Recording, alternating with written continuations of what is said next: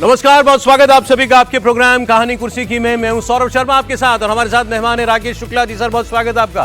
विजय Trivedi ji programme में आ गए, बहुत स्वागत सर आपका। प्रोफेसर संगीत रागी जी हमारे साथ है, स्वागत आपका भी। और समीर चौगांवकर जी हमारे साथ मौजूद है स्टूडियो में। समीर जी बहुत स्वागत आपका भी।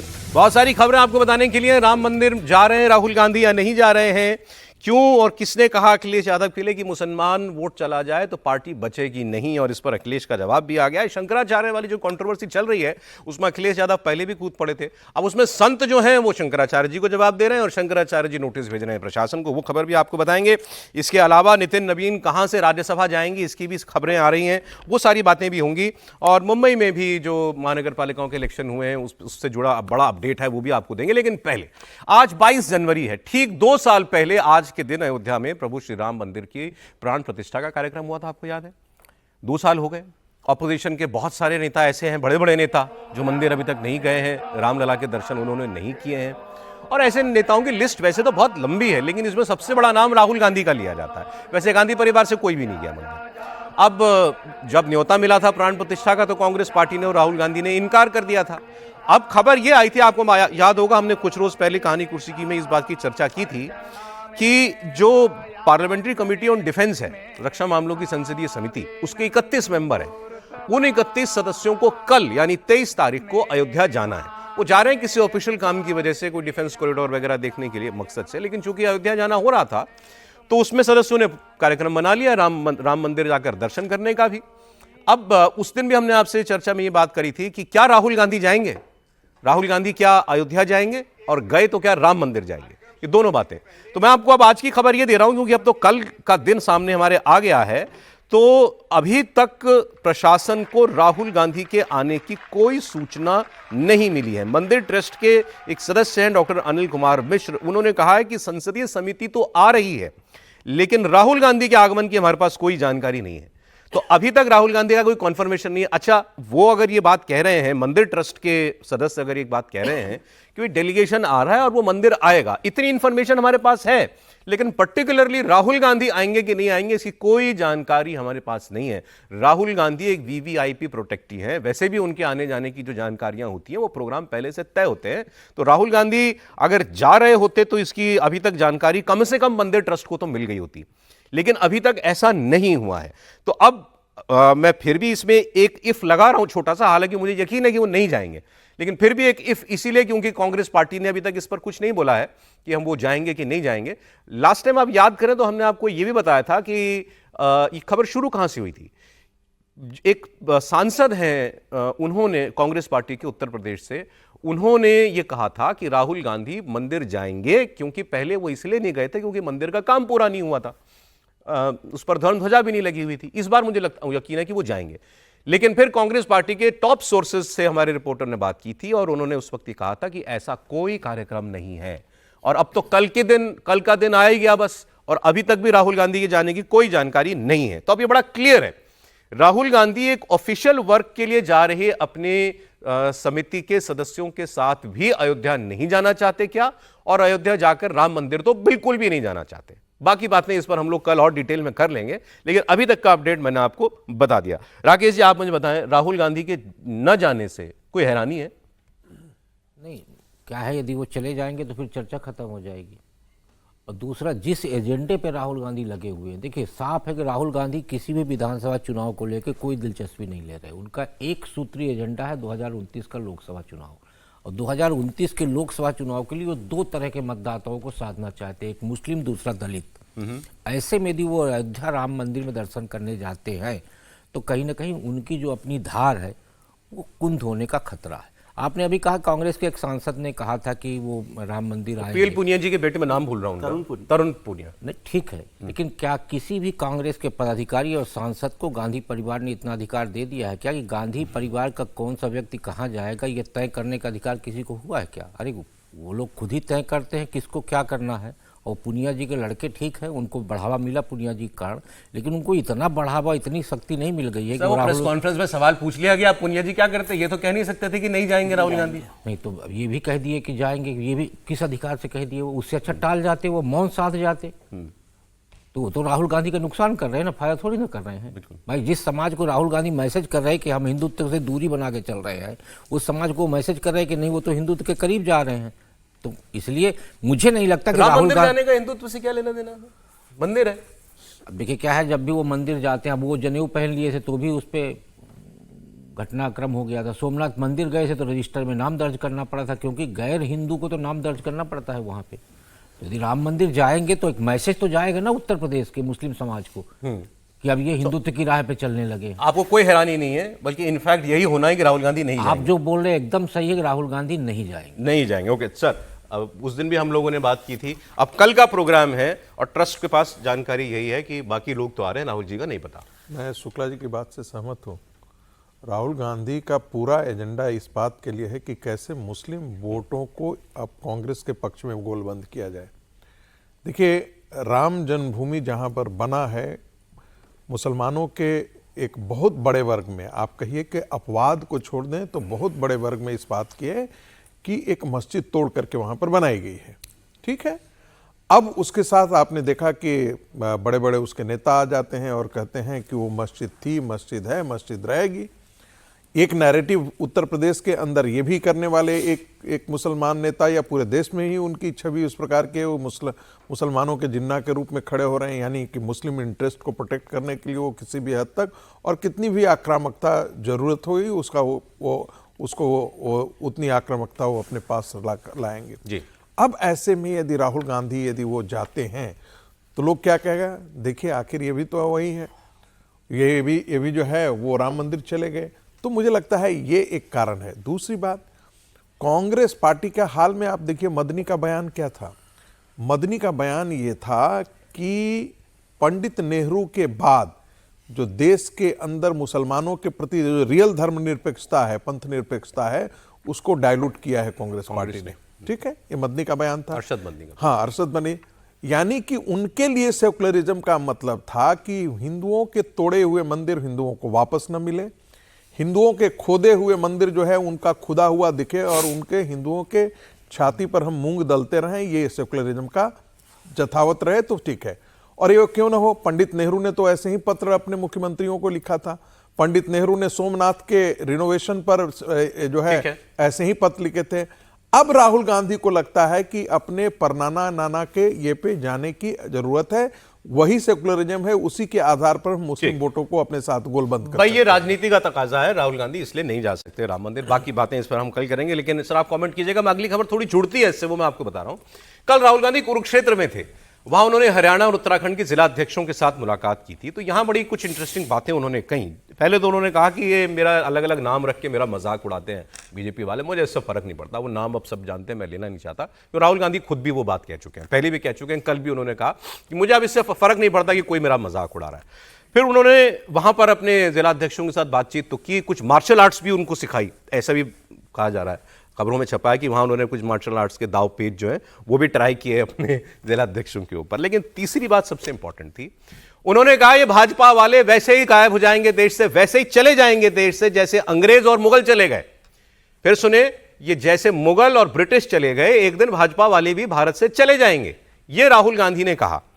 अब मुझे इसमें एक बात जो खटकी वो ये कि आप कांग्रेस या उस विचारधारा के कैंप के किसी लोगों से बात अगर आप करेंगे तो वो मुगलों को आक्रांता नहीं मानते, वो नहीं मानते। वो आपको क्या कहते हैं, शशि थरूर जैसे लोग भी, इंटेलेक्चुअल्स भी, वो क्या कहते हैं, भाई वो जमाना यही था, राजा महाराजा शासक और शाह जो भी होते थे एक दूसरे की जमीनें एक दूसरे की और राज्यों को हड़पने के लिए चढ़ाई करते थे, ऐसे वो लोग भी आए थे। फिर क्या कहते हैं आगे, वो तो यहां के हो गए, वो तो यहां बस गए थे, मुगल तो भारत के हो गए थे। गंगा जमुनी तहजीब जो निकला है शब्द, ये कहां से निकला, ये वहीं से निकला है कि वो आपके अपने हो गए, उनकी और आपकी तहजीब मिल गई, उनका और आपका कल्चर मिल गया, सिंक्रेटिक कल्चर कहते हैं ना सर इसको, सिंक्रेटिक कल्चर हो गया। तो राहुल जी ने कहा कि जैसे मुगल चले गए, तो मुगल कहीं नहीं गए थे। पहली बात तो ये करेक्ट कर लें, मुगल कहीं नहीं गए, मुगल खत्म हो गए थे। मुगलों का जो ताकत थी वो खत्म हो गई थी, वो गए कहीं नहीं थे, कोई छोड़ के नहीं गया था ना। मुगलों के खिलाफ जो है जैसे आजादी का आंदोलन लड़ा गया था, कांग्रेस पार्टी जो कहती है, वैसा कोई आंदोलन मुगल, वो तो जो उस वक्त जो होता था, राजपूत लड़ते थे, मराठा लड़ते थे, वैसे होता था। लेकिन उन्होंने कहा कि जैसे वो गए वैसे वो चले जाएंगे। तो ये एक बात मुझे थोड़ी सी जो है वो नोट करने वाली लगी सर। एक लाइन बोलूं क्या? कह दिए सर। राहुल गांधी को क्यों इतना सीरियसली लेते हैं? इतिहास के बेचारे की समझ नहीं है उनको सर। अब लेकिन बोला है तो बात तो करनी पड़ेगी। विजय जी बोलेंगे। हाँ सर, ऐसे ही चले जाएंगे भाजपा वाले। भाजपा एक तो कहीं बाहर से नहीं आई पार्टी, भाजपा यहाँ की पार्टी है, हिंदुस्तान की। यदि वो सत्ता के हिसाब से कह रहे हैं तो हो सकता है चले जाए, राहुल गांधी जी मेहनत करेंगे तो चले जाए या नहीं जाए। कौन सत्ता में रहता है, कौन सत्ता में नहीं राइडर रहता। आपने खुद ही लगा दिया तो नहीं, बिना उसके तो नहीं होता ना। कोई लड़ाई तो लड़ेगा तब जाएंगे ना। मुगल भी किसी की लड़ाई के साथ गए थे, अंग्रेज भी किसी लड़ाई के साथ ही गए थे, यदि खत्म भी हुए गए तो। मुगलों को अंग्रेजों ने खत्म किया वैसे। हाँ, दोनों लड़ाइयाँ वहाँ पर लड़ी गई, उस पर काम हुआ। अंग्रेजों को जाने में तो बहुत सारे लोगों ने लड़ाई लड़ी है, तो उसका अलग मुद्दा है। राहुल गांधी जी अपने कार्यकर्ताओं उनके साथ बात कर रहे हैं, तो उनको ये बताना चाहिए कि कैसे जाएगी भाजपा। यस, ये करो तो जाएगी भाजपा, ये करो तो जाएगी। इस पर विजय जी ये भी तंज मारे हैं आप। नहीं, देश में बहुत सारी लड़ाइयाँ लोगों ने लड़ी तो हैं। इसलिए बहुत ज़रूरी है कि वो अपने, जब उत्तराखंड और हरियाणा दोनों जगह जहाँ पर कांग्रेस की किसी ज़माने में ताकत थी, आज वहाँ पर नहीं है। दोनों जगह सरकारें रही है कांग्रेस की, हरियाणा में भी रही है और उत्तराखंड में भी रही है। तो वहाँ पर वो ये बताएं कि कार्यकर्ताओं को, जिलाध्यक्षों को, कि कैसे भाजपा को आप बाहर कर सकते हैं सत्ता से। वो लड़ाई, वो मार्शल आर्ट, बिल्कुल पॉलिटिकल मार्शल आर्ट, वो सिखाने की जरूरत है और उस पर वो काम करें। एक बार तो आप खासकर उन दो राज्यों के जिलाध्यक्षों से मिल रहे हो जहां हरियाणा में 3 साल 3 टर्म और उत्तराखंड में दो टर्म से कांग्रेस पार्टी बाहर है। कांग्रेस है वहां पर, और आप ही हो वहां पे, मतलब दोनों जगह संगठन के तौर पर भी है, और जगह तो बहुत सारी जगह पर नहीं भी बची, लेकिन उसमें कैसे लड़ाई लड़ते हैं अब। लेकिन राहुल गांधी जी अपने हिसाब से जो भी पॉलिटिक्स कर रहे हैं उसमें काम करते हैं, जैसे काम करते हैं। अभी एक मैं मित्र से बात कर रहा था तो वो कहता है कि एक बात हुई थी, अभी नितिन नवीन साहब पर बात हो रही थी कि नितिन नवीन 45 साल के हो गए। तो मैंने कांग्रेस के एक नेता से पूछा कि भाई मुझे याद है उदयपुर में चिंतन शिविर हुआ था 2022 में, उसमें ये तय किया गया था, फैसला हुआ था कि संगठन में 50-50, 50 साल की उम्र वाले, मतलब 50 से कम उम्र वाले लोगों को 50% आरक्षण मिलेगा, मतलब 50% लोग 50 से कम उम्र के रहेंगे। तो उन्होंने, मित्र ने मुझे कहा कि अरे आपको याद है, कांग्रेस को तो याद ही नहीं उदयपुर कहाँ है। मैं भी बोलने वाला था, आप बड़ी पुरानी घटनाएं याद रखते थे। तो उन्होंने कहा, एक लाइन उन्होंने बहुत अच्छी कही, अच्छी है खराब है, लेकिन उन्होंने, कांग्रेस के थे इसलिए मैं कह रहा हूं, उन्होंने कहा कि कांग्रेस जो तय करती है कम से कम वो नहीं करती। हाँ, ठीक है, ठीक है। अब ये वही बात होगी ना, क्या कहते हैं, थ्योरी यही चलती है ना समीर जी की, कांग्रेस को ये लगता है, कांग्रेस को ये लगता है कि ये मोदी, बीजेपी, ये एक दिन अपने आप देश की नजरों से उतर जाएंगे, इनको देश अपने आप हटा देगा, हमें कुछ क्या करने की जरूरत है। अपने आप या तो एक दिन लोग बोर हो जाएंगे, 240 पे ले ही आए ना, धीरे धीरे खत्म हो जाएगी, अपने आप ही चली जाएगी। तो ये कुछ वैसी थॉट थी। सर अगली खबर पर आप दोनों पर रिएक्ट कर दीजिएगा। यूपी में आपको बात बताता हूं, यूपी में जो लड़ाई चल रही है, अब राहुल जी को यूपी की भी चिंता होनी चाहिए, अखिलेश जी को तो बहुत चिंता है, इस बात के सारे प्रमाण है। अब यूपी में क्या हुआ, मुस्लिम वोट के भरोसे बैठे हैं अखिलेश यादव। ये किसने कहा? ये कहा बीजेपी के डिप्टी सीएम ने, वहां पे सरकार में ब्रजेश पाठक ने। उन्होंने ये कहा कि अगर मुसलमान साथ छोड़ देना समाजवादी पार्टी का तो अखिलेश की पार्टी 2% की पार्टी रह जाएगी। उनके वर्ड्स, मेरे नहीं। समाजवादी पार्टी प्रधानी का चुनाव न जीते अगर मुसलमान वोट ना दे। जुड़ रही ना खबर। अभी सबने बताया कि क्या डर है राहुल गांधी को राम मंदिर जाने से, तो वही बात ब्रजेश पाठक भी कह रहे थे, यही बचा है पास, और ये अगर चला गया तो फिर कहां के नेता रह जाएंगे, ये वो बात कह रहे हैं। अब फिर उन्होंने कहा कि अखिलेश यादव वैसे मुसलमानों को भी डराकर और झूठ बोलकर उनका वोट लेते हैं। यूपी में 19% मुसलमान हैं, 145 से ज्यादा सीटों पर असर रखते हैं, और इसमें कोई दो राय है ही नहीं कि अखिलेश यादव उनकी पहली पसंद है। जब राष्ट्रीय इलेक्शन होता है तो कांग्रेस पार्टी को भी बहुत अच्छा वोट मिलता है उसमें, इसलिए दोनों लोग एक भी हुए थे। अब सवाल यह है कि क्या इस बार वैसी ही स्थिति बनी हुई है? क्यों? क्योंकि आप इस बिहार देख लें या अगर आप अभी महाराष्ट्र के चुनाव देख लें तो मुसलमान वोटर का रुझान अब traditional so called secular parties के अलावा और दलों पर भी जाने लगा है। इसमें AIMIM और एक वो इस्लाम पार्टी जो बनी थी मालेगांव में, वो उसके दो प्रमुख उदाहरण हैं। तो क्या उत्तर प्रदेश में जिस ओर ब्रजेश पाठक इशारा कर रहे हैं, यह वोट भी अगर खिसक गया तो कहां बचेंगे ये दल? सुनते हैं उनकी बात। केवल जाति आधारित पार्टियां हैं। अगर समाजवादी पार्टी को मुस्लिम समाज छोड़ दे तो ये 2% की पार्टी रह जाएगी, प्रधान नहीं जिता पाएगी।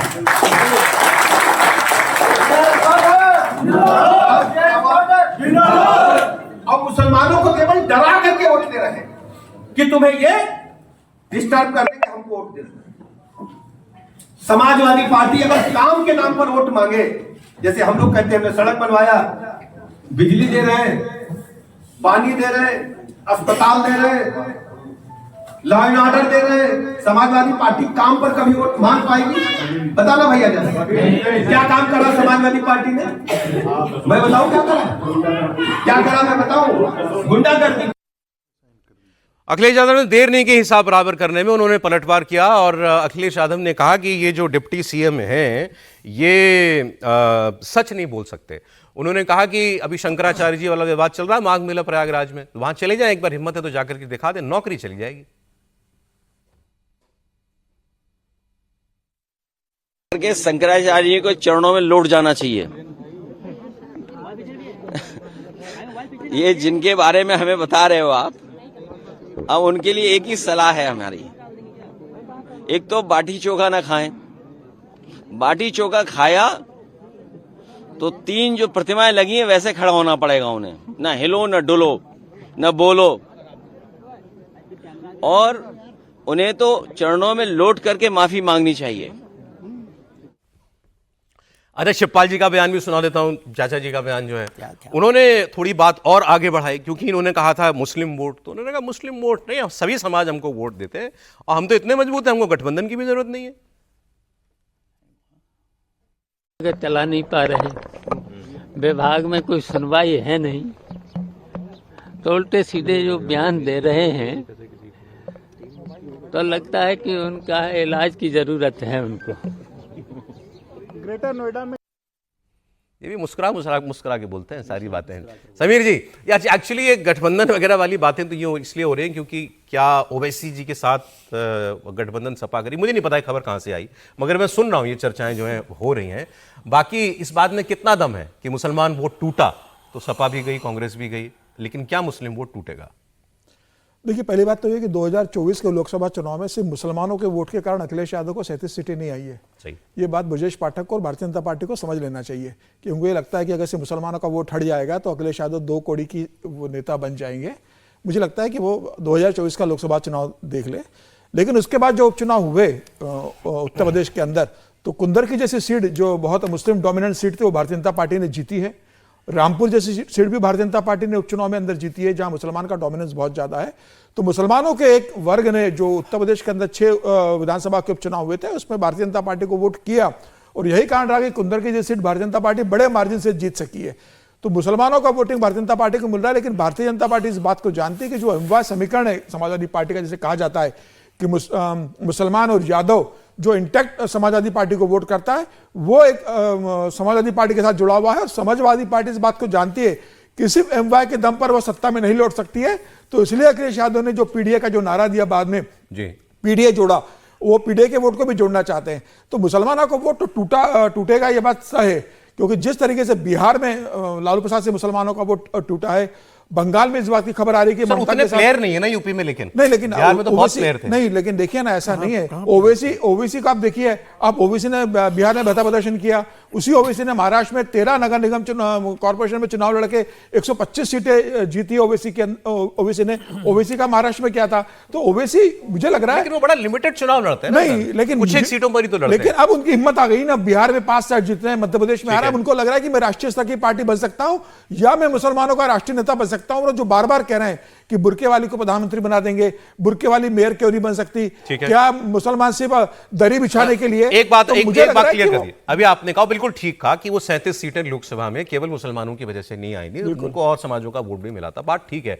लेकिन क्या वो आज की परिस्थिति, आज की भी वस्तुस्थिति है? नहीं, आज भी वो वोट मिलेगा क्या? वो उपचुनाव में भी नहीं रहा ना। लोकसभा चुनाव के बाद जब उपचुनाव हुए तो कुंदर की भारतीय जनता पार्टी जीती है ना, मुस्लिम डोमिनेंट सीट। अब परिस्थितियां बहुत बदल चुकी है, और अब जिस पीडीए की दम पर अखिलेश यादव 37 सीट जीते थे, वह पीडीए भी अखिलेश यादव के साथ नहीं है। अब वो बात नहीं रही, बिल्कुल नहीं रही, और अखिलेश को यही चिंता सता रही है कि जिस पीडीए की दम पर मैंने 37 सीटें जीती थी वो 2027 फिर ब्रजेश पाठक की बात को सीरियसली लेना चाहिए। अगर और समाज नहीं है साथ अब अखिलेश यादव के, तो अगर मुसलमान टूट गए तो फिर क्या बचेगा? देखिए, यदि मुसलमान टूट जाते हैं, मैं कहता हूं 5% मुसलमान टूट जाए, अभी जो मुसलमान वोट कर रहा है वो 5% वोट टूट जाए अखिलेश यादव से, तो वाकई अखिलेश यादव धरातल पर आ जाएंगे। कंसोलिडेटेड वोट पड़ा है। मैं फिर कह रहा हूं, उत्तर प्रदेश का आप बूथ वाइज यदि ब्रेकअप देखेंगे और खास करके मुस्लिम कॉन्स्टिट्यूएंसीज के, तो अद्भुत वोटिंग पैटर्न आपको दिखाई देगा। भारतीय जनता पार्टी को कहीं 2 मुसलमानों का वोट मिला है, 3 मिला है, 4 मिला है, डबल डिजिट तो पार ही नहीं किया है एक ही पार्टी को। सुन लीजिए, तो जो 5%, 7% तो कह रहे हैं कि मुसलमान पूरा यदि टूट जाए, मैं कहता हूं उतना भी नहीं टूटे, 10% टूट जाए, फिर भी नजारा अलग दिखाई सर, उसके लिए मैं फिर वही बात कह रहा हूं, उतने पोल तो होने चाहिए। मायावती जी लड़े अगर ठीक से चुनाव तो बात समझ में आती है, वो वैसी ज्यादा सीटों पर चुनाव नहीं। अब मायावती को मुसलमान लोग वोट नहीं करेगा, वरना मुसलमान को बीजेपी को हराने के लिए वोट देना है, वो बात बिल्कुल, वो फैक्टर तो कहीं जाता नहीं। देखिए, 2 चीजें हैं, वोट पड़े और वोट पड़ेगा। तो अखिलेश जी को चिंता यह है कि वोट पड़ेगा क्या। देखिए, पड़े तो कांग्रेस के पास भी तो था, पूरा मुसलमान था। फिर उसके बाद अब उनके सामने जो सबसे बड़ी समस्या आ रही है, जिस तरीके के नतीजे आ रहे तमाम राज्यों में, चाहे स्थानीय निकाय के चुनाव हो चाहे विधानसभा का चुनाव हो, उससे उन्हें लग रहा है कि मुस्लिम अपने परंपरागत पार्टियों को छोड़ के जाता हुआ दिखाई दे रहा है। ऐसे में जो अभी रागी जी ने कहा कि 5% वोट, यदि 5% वोट कट गया तो वास्तव में उनके लिए बड़ा नुकसान साबित होगा। इसीलिए भारतीय जनता पार्टी का एक सूत्रीय एजेंडा क्या है? हिंदुत्व। और हिंदुत्व के नाम पे वो यादव को भी साधना चाहते हैं।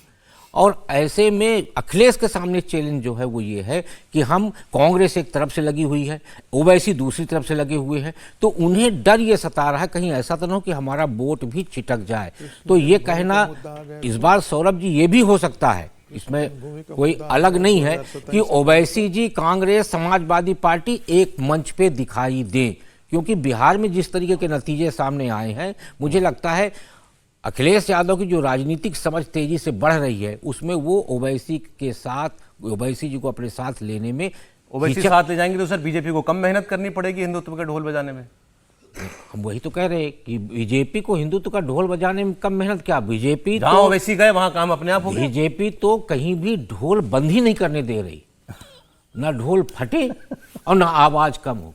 आप देखिए उत्तर प्रदेश में, आप देखिए लगातार बुलडोजर में भी ढोल बज रहा। सर, ओवैसी 2 धारी तलवार हैं, ये तो आप मानेंगे ना। लेकिन एक धार तो अखिलेश की तरफ है ना। हाँ, तो अखिलेश क्यों कहेंगे कि उस धार से मैं कटूं?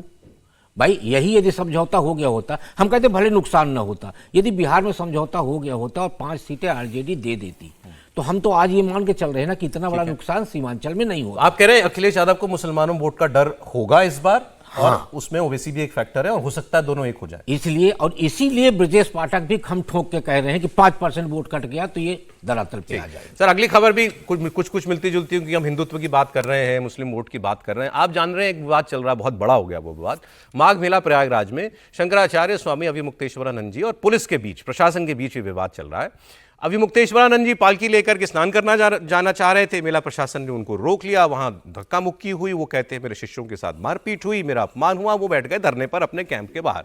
इसके बाद प्रशासन ने गजब किया, उन्होंने नोटिस दिया शंकराचार्य जी को। आप ये बताइए अपने आप को शंकराचार्य कैसे कहलाते हैं? सुप्रीम कोर्ट ने कहा हुआ है कि किसी का जब तक आदेश ना आ जाए तब तक किसी का शंकराचार्य की पदवी पर पट्टाभिषेक नहीं होगा। पलट के अब अभिमुक्तेश्वरानंद जी ने प्रशासन को नोटिस दे दिया है कि भाई आप हमको कैसे रोक सकते हैं शंकराचार्य कहलाने से। ये सब कुछ हो रहा है, ये तो अलग बात है। इनको जवाब एक मिला जगत गुरु रामभद्राचार्य जी महाराज का। उन्होंने कहा कि भाई, उनसे सवाल हुआ कि ये उनके साथ जो हुआ इस पर आपको क्या कहना है? तो उन्होंने कहा कि देखिए, गलत उनके साथ नहीं हुआ, कि गलत शंकराचार्य जी ने किया है। शंकराचार्य जी एक्चुअली उन्होंने वर्ड यूज किया नहीं, मैं कर रहा हूं। उन्होंने तो ये कहा कि बात तो ठीक है कि पालकी लेके क्यों जाना चाह रहे थे स्नान करने के लिए आप? हम कोई भी व्यक्ति, संत भी, बड़े से बड़ा व्यक्ति भी, वो चल के जाता है स्नान करने के लिए, कुछ कदम, 100 कदम पीछे उतर जाता है पालकी से। आप उतरना ही नहीं चाह रहे थे, आप सीधा वहीं तक जाना चाह रहे थे। ये बात हुई। लेकिन मैं इसमें जो है आपको एक बयान और सुनाना चाहता हूं। अखिलेश यादव का ही स्टेटमेंट है, वो इस मामले को बहुत हवा दे रहे हैं। उनको लगता है कि इस मुद्दे में इतना दम है कि हिंदू भी नाराज हों भाजपा से, कि एक शंकराचार्य का अपमान भारतीय जनता पार्टी कर रही है। सुन लेते हैं। पूजनीय शंकराचार्य जी के पक्ष में तमाम सनातनी और पूरे देश के सनातनी उनके पक्ष में हैं। भारतीय जनता पार्टी जो अधर्म करा रही है, भारी मन से अधिकारी भी नहीं करना चाहते हैं। प्लीज हटा लो। जो अधिकारी नोटिस भेज रहे हैं या उन्हें स्नान करने से जिन अधिकारियों ने रोका है, वो इस पाप का भागीदार नहीं होना चाहते हैं। मनी मन वो दुखी हैं और वो महसूस कर रहे हैं कि हमें दबाव में ये काम करना पड़ रहा है। ये अधर्म के रास्ते पर भारतीय जनता पार्टी चल रही है। पूजनीय शंकराचार्य जी का पूरा सम्मान होना चाहिए। वैसे किसी को इस बात की नहीं पड़ी कि वहां क्या हुआ, किसी का अपमान हुआ या नहीं हुआ। बीजेपी को चिंता है इनके मुस्लिम वोट कट जाएं अखिलेश यादव के, अखिलेश यादव को चिंता है कि इस मुद्दे से शंकराचार्य जी के नाम पे इनका कुछ हिंदू वोट नाराज होकर घर बैठ जाए। नहीं सर, दोनों की चिंता सही है, आपने ठीक पहचाना। लेकिन दोनों ही लोग ऐसे नहीं हो रहे। कोई इतने से इश्यूज पर यदि वोट कटने लगे तो फिर तो बात ही क्या। जो अभी चर्चा हम लोग कर रहे थे, दिल्ली में यूपी के जो उप मुख्यमंत्री है ब्रजेश पाठक, दिल्ली में यूपी के उप मुख्यमंत्री, वो तो मानते नहीं। उत्तर प्रदेश के मुख्यमंत्री तो उनको उप मुख्यमंत्री, कैबिनेट में भी नहीं जाते हैं वो। तो वो जो बात कर रहे थे, वो बात ठीक बात कर रहे थे कि मुसलमानों को डरा कर अखिलेश जी वोट लेते हैं और बीजेपी मुसलमानों का डर लगा के वोट लेती है हिंदुओं का। तो दोनों के लिए मुसलमान इंपॉर्टेंट है। एक मुसलमानों को डरा कर ले रही है, एक मुसलमानों से डरा कर ले रही है, वो इंपॉर्टेंट है। अखिलेश यादव का जैसे समीर जी ने भी जिक्र किया कि केवल मुसलमानों के वोट पे तो 37 सीटें नहीं आई, कितनी सीटें आ रही हैं, कितनी नहीं आ रही। और ये कहना बार बार कि मुसलमान कन्वेंशनल पार्टीज के साथ वोट नहीं करते, अब बदल रहा है, ऐसा नहीं है। मुसलमान तो कभी भी कन्वेंशनल पार्टी के साथ नहीं जा रहे थे।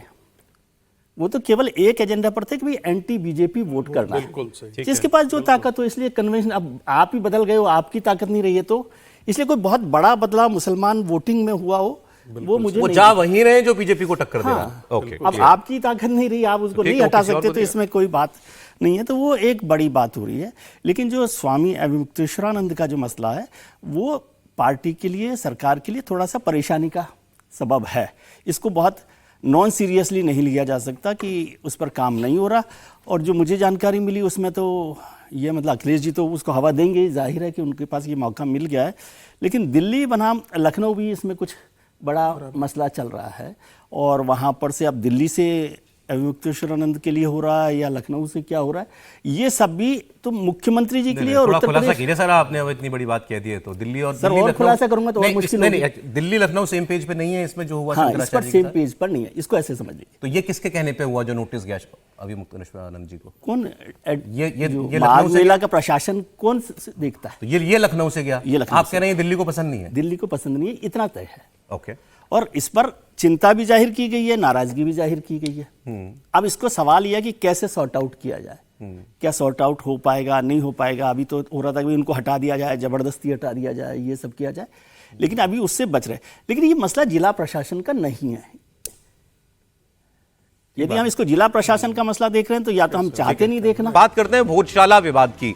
भोजशाला मध्य प्रदेश का जो विवाद चल रहा है कि भोजशाला में वही विवाद है जो हमारे यहाँ आमतौर पर बड़े मंदिरों को लेकर के हैं। ये मंदिर, उसके बगल में सटी हुई मस्जिद, तो वहाँ भी नमाज भी होती है और आदेश पर जो है पूजा भी होती है।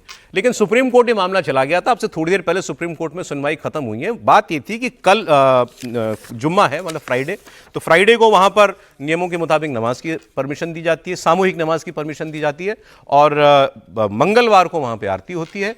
और इसके अलावा जब भी बसंत पंचमी हो तो उस दिन पूरे दिन की पूजा की अनुमति दी जाती है।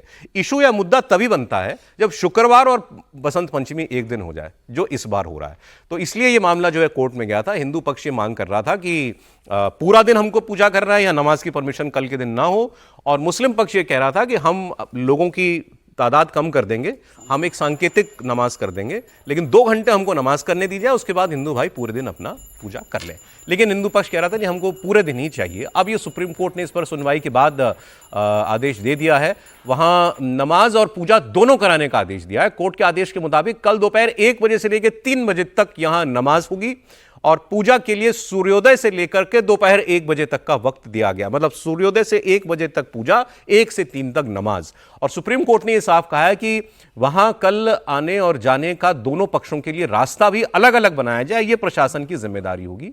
तो बसंत पंचमी और जुम्मा एक दिन आ रहे हैं, इसीलिए यह सारा विवाद था। 6-8 हजार तो पुलिस लगाई है वहां पर मध्य प्रदेश की सरकार ने। आप समझ सकते हैं कि कितना बड़ा विवाद है ये। मतलब है उसी स्तर का, उतना ही बड़ा विवाद जैसा काशी का है या मथुरा का है या अयोध्या का हुआ करता था। यहाँ सरस्वती देवी की वंदना की जाती है, माना जाता है सरस्वती देवी का मंदिर है भोजशाला में, धार में ना सर, राजा भोज ने बनवाया था ये मंदिर, ऐसी मान्यता है।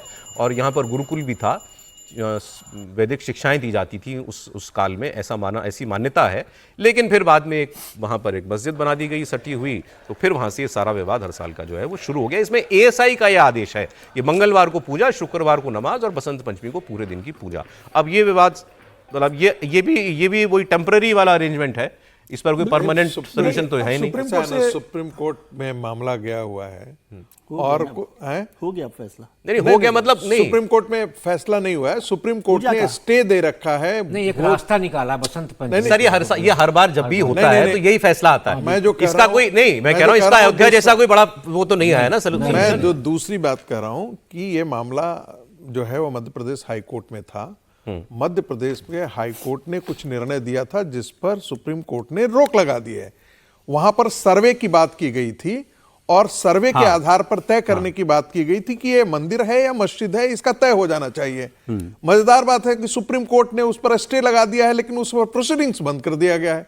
मैं बार बार फिर यही कहता हूं, तो सभी जगह है, मथुरा में भी यही हुआ है। मैं फिर वही कह रहा हूं ना, निर्णय क्यों नहीं होता है भाई? या तो इधर होगा या आप उधर प्लेसेस होना ऑफ वर्शिप चाहिए। एक्ट हटाओ ना, हटाए सरकार प्लेसेस ऑफ वर्शिप हम एक्ट। कहते हैं सर्वे करने में क्या दिक्कत है? सर, मैं कह रहा हूं- प्लेसेस ऑफ वर्शिप एक्ट जो रास्ता, एक बात मुझे बताइए, काशी के अंदर सर्वे हुआ ना, प्रोफेसर काशी के अंदर सर्वे हुआ ना, सर्वे हुआ, प्लेसेस ऑफ वर्शिप एक्ट सर्वे की रिपोर्ट आई, रिपोर्ट आई, उसके बाद क्या हुआ?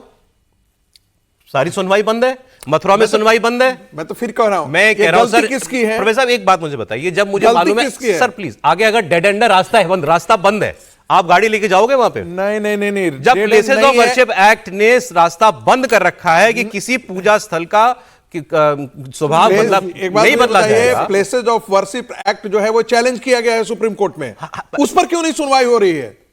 सर वो भी तो एफिडेविट challenge नहीं किया देती गया केंद्र है। सरकार, केंद्र सरकार पक्ष नहीं रखती मैं कह अपना रहा हूं सुप्रीम कि कोर्ट केंद्र में। सरकार नहीं पक्ष रखे, तब भी तो सुप्रीम कोर्ट आगे जा सकता है। अरे सरकार को आप दोषी दोगे कि सरकार नहीं कर रही आप है। 10 बार सुप्रीम कोर्ट, 10 अच्छा, बार जो है, अच्छा, आपने 10 बार आपको नोटिस दिया जा रहा है और आपने क्यों नहीं दिया? 370 हटा दिया आपने, प्लेसेस ऑफ वर्शिप एक्ट नहीं हटा सकते पार्लियामेंट से। सरकार को बोलो ना वक्फ का कानून ले आए आप, मैं तो चाहता हूं, बिल्कुल चाहता हूं। कोalition गवर्नमेंट में वक्फ का कानून आ सकता है, प्लेसेस ऑफ वर्शिप एक्ट नहीं हट सकता। एक मिनट साहब, मैं बिल्कुल पक्ष में एक मिनट समझिए। देखिए, जहां तक वर्शिप एक्ट की बात है, केंद्र सरकार इसमें कोई इनिशिएटिव नहीं लेने वाली है, वो कंटिन्यू रहेगा। न सरकार का विचार है उसको हटाने का।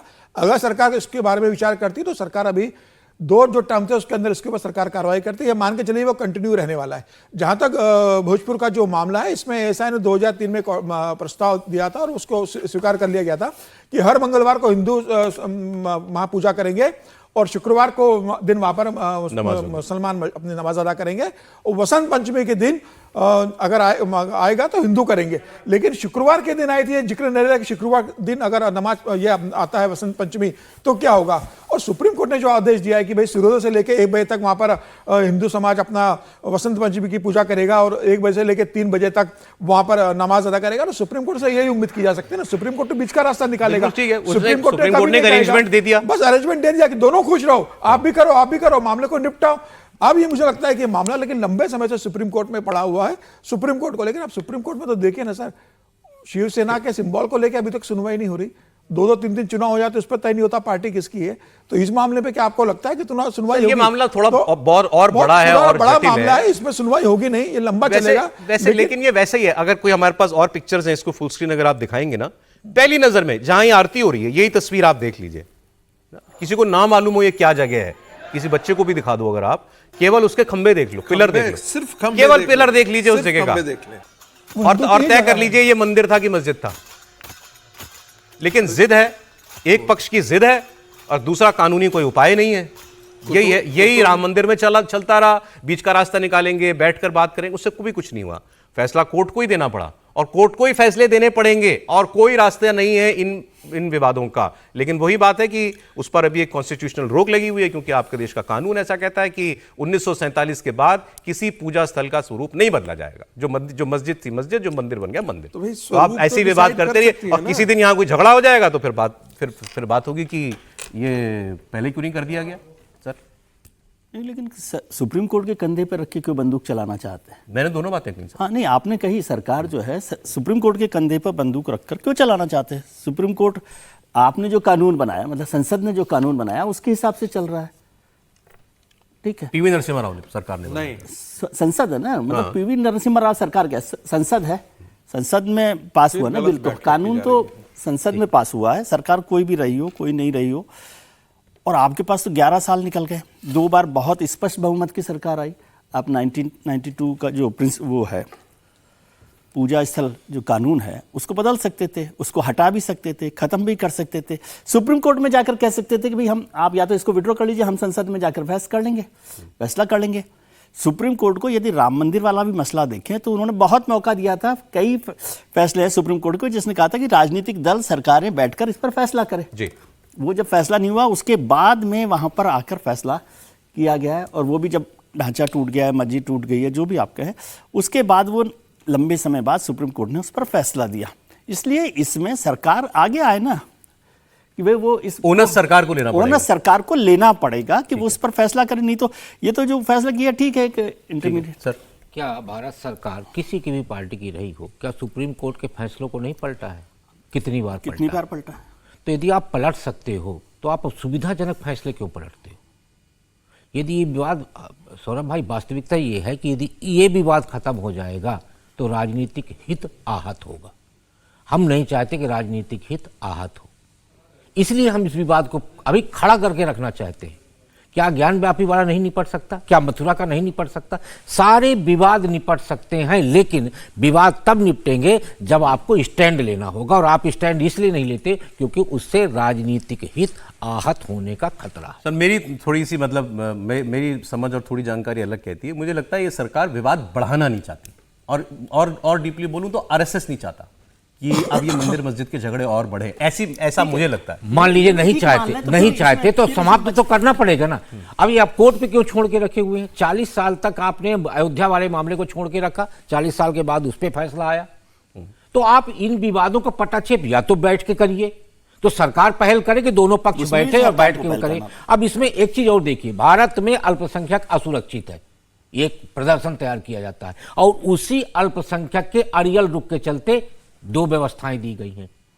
अब एक दिन यदि नमाज उस जगह पे नहीं पढ़ी जाएगी, क्या उसकी मस्जिद की मान्यता खत्म हो जाएगी? सौरभ भाई, नहीं खत्म होगी ना। तो इसका मतलब तो ये हुआ कि इधर भी अड़े हुए हैं कि नहीं हम तो पढ़ेंगे नमाज, एक दिन नहीं पढ़ने पर मान्यता तो खत्म नहीं होगी। सर वो मालिकाना हक कमजोर हो जाता है ना, उनको ये लगता है अगर मैंने एक दिन छोड़ दिया तो फिर आप अपनी सुविधा से भाईचारे की बात करते हो और अपनी सुविधा से ही आप दुश्मन बन के खड़े हो जाते। दोनों चीजें नहीं हो सकती। ये सारा भाईचारा उन्हीं से उम्मीद करते हैं आप? नहीं, हम तो इधर से भी उम्मीद करते। क्या बसंत पंचमी ना मनाई जाए? नहीं, मनाई जाए तो बस ये रास्ता ठीक है, दोनों लोग मना लें। हम क्या बोल रहे हैं, रास्ता ठीक है, सुप्रीम कोर्ट ने एक रास्ता बनाया है, तो ये है, लेकिन भाईचारा, तो क्या बसंत पंचमी हिंदू ना मनाए? तो ये है, कैसे? तो एक दिन यदि वो 2 घंटे ने कल कहा था कि सांकेतिक नमाज हम करना चाहते हैं, बसंत पंचमी। एक बात कह रहे हैं नहीं, शुक्ला जी, सच तो यह है कि भाईचारा की उम्मीद सिर्फ हिंदुओं से की जाती है। हमारे 40,000 मंदिर तोड़ दीजिए, हमारी छाती पर आप मूंग दलते रहिए, हम उसको रिक्लेम नहीं कर सकते हैं। तुम्हारे लिए तो पाकिस्तान मिल गया था, भारत के हिंदुओं को क्या मिला? वही जख्म, वही हमारे टूटे हुए मंदिर। जिस गली से निकलते हैं उस गली में हमारे भगवान की मूर्तियां तोड़ी हुई मिलती हैं। और फिर बात करें अब एक सेकंड, जख्म मरहम लगाने ट्रंप आएगा क्या सर? नहीं, मैं मरहम ट्रंप लगाएगा? फिर बात मैं फिर कर दूसरी बात आपको लगाना है। दूसरी स्थिति आप देखिए, सुप्रीम कोर्ट वक्फ बोर्ड पर जो कानून था उसको चैलेंज किया गया था। क्यों नहीं सुनी थी सुप्रीम कोर्ट उस समय?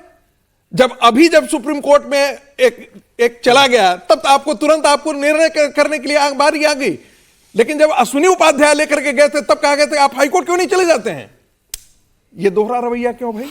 ये क्या देश की जनता नहीं देख रही है? ठीक है सर, आप देखिए ये हिंदू मामले में नहीं उलझना, ये ऐसा कोई ऐसा नहीं है कि कोई हमारे देश में नहीं, हमने चूंकि बहुत सारे ऐसे विवाद हैं, लेकिन इनके नतीजे हल जरूरी है, इनके हल जरूरी हैं। आंखें चुराने से कुछ नहीं होगा।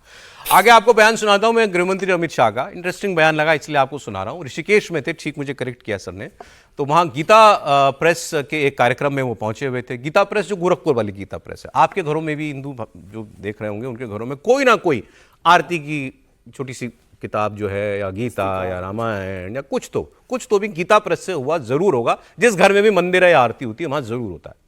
अब उन्होंने भी एक बात कही कि अपनी निजी जिंदगी की कुछ बातें शेयर की और कहा कि ये गीता प्रेस की क्या अहमियत है आज हिंदू समाज में। उन्होंने कहा मेरी दादी गुजर गई, मैं बहुत छोटा था, लेकिन मुझे बताती हैं, मेरी बहनें बताती हैं कि दादी जो हैं वो जो गीता पढ़ती थी वो गीता प्रेस की थी। उन्होंने कहा मेरी माँ भी गीता प्रेस की किताबें पढ़ती थी और आज मेरी पोती जो स्कूल जाती है, छोटी सी है, उसके बैग में भी गीता प्रेस की प्रकाशित हनुमान चालीसा रखी रहती है। मेरे ही घर की बात करता हूं। मैं तो बहुत छोटा था और मेरी दादी चल बसी, मगर मेरी बहनों से मैंने सुना है मेरी दादी जो गीता पढ़ती थी वो गीता प्रेस की थी।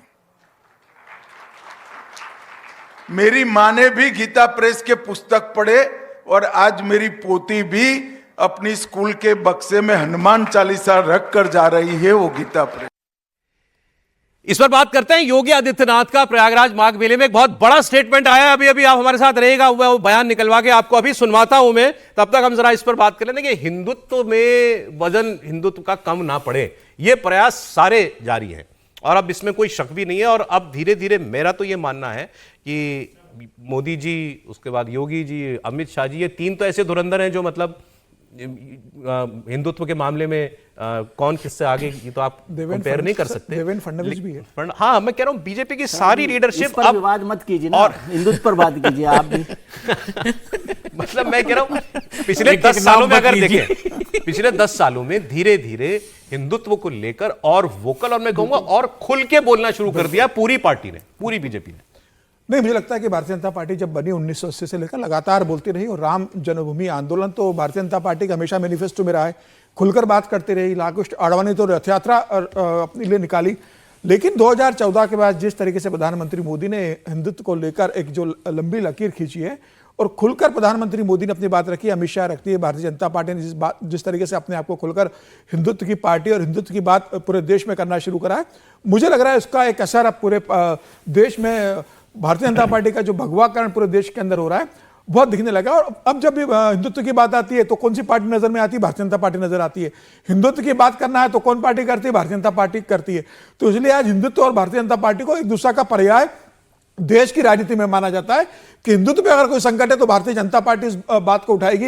हिंदुत्व के लिए लड़ने वाली पार्टी कौन है? तो भारतीय जनता पार्टी है। और यही कारण रहा कि आज हिंदुत्व का एक बड़ा वर्ग भारतीय जनता पार्टी के साथ अपने आप को जुड़ा हुआ महसूस करता है। अब अमित शाह जी तो गीता गोरखपुर के प्रेस में उसमें गए थे, काफी लंबी उन्होंने बातें की और बहुत शानदार भाषण अमित जी का रहा है।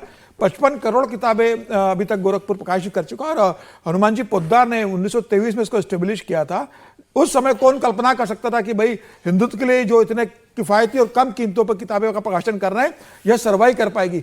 इतनी सस्ते के घाटे में आज कोई इतनी कम कीमतों पे हालत ठीक हो गई बीच में थोड़ी हालत उस समय हालत खराब नहीं थी। उस समय यह कहा गया था कि 12 कर्मचारी को हटा दिया था तो यह कहा गया था कि भाई हालत खराब है, लेकिन इतने कम कीमत पर लगातार छापना और दुनिया में गीता प्रेस ने जिस तरीके से अपनी पहुंचाया, कल्याण उनकी मैगजीन जो है मासिक मैगजीन ऑनलाइन भी भेजते हैं, 100 साल हो चुके हैं और लगातार वो बिना किसी रुकावट के चल रही है। मुझे लगता है एक बहुत बड़ी उपलब्धि है कि सनातन धर्म के लिए, हिंदू धर्म के लिए जो गीता प्रेस का योगदान है उसका सम्मान आज सर मैं जरा आपको माघ मेले वाली खबर बता दूं। शंकराचार्य अभिमुक्तेश्वरानंद जी के विवाद के बीच मुख्यमंत्री योगी आदित्यनाथ का एक बड़ा बयान हमारे पास आया है।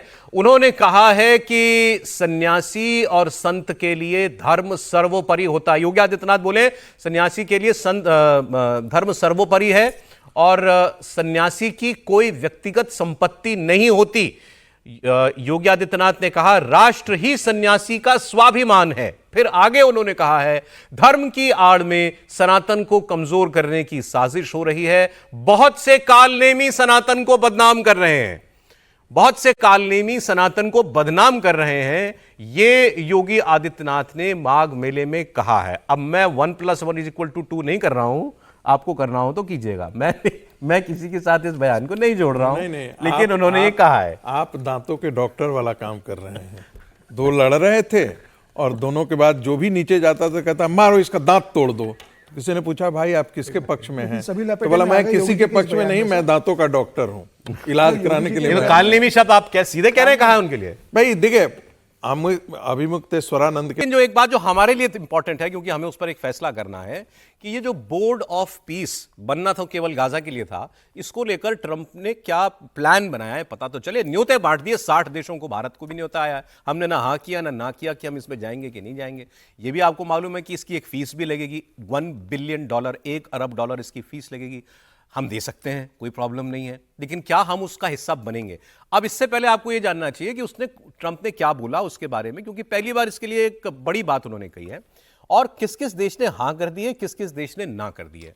तो ट्रंप ने बोर्ड ऑफ पीस में, आपको मैं बता दूं कि 8 मुस्लिम देशों के नेताओं को जिनको न्योता मिला था, उन्होंने इसमें शामिल होने का ऐलान कर दिया है।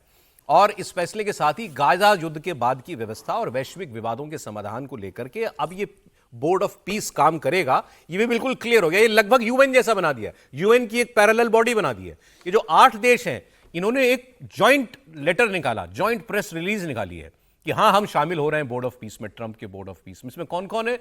इसमें सऊदी अरब है, तुर्की है, मिस्र है, जॉर्डन है, इंडोनेशिया है, पाकिस्तान है, कतर है और यूएई है।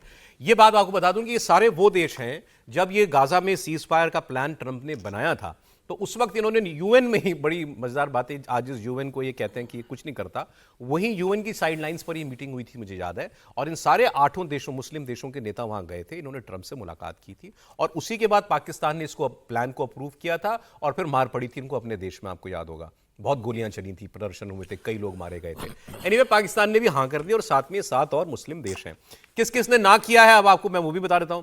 ना करने वालों में बताया जा रहा है कनाडा है, फ्रांस है, जर्मनी है, यूके है, इन देशों ने इनकार कर दिया है।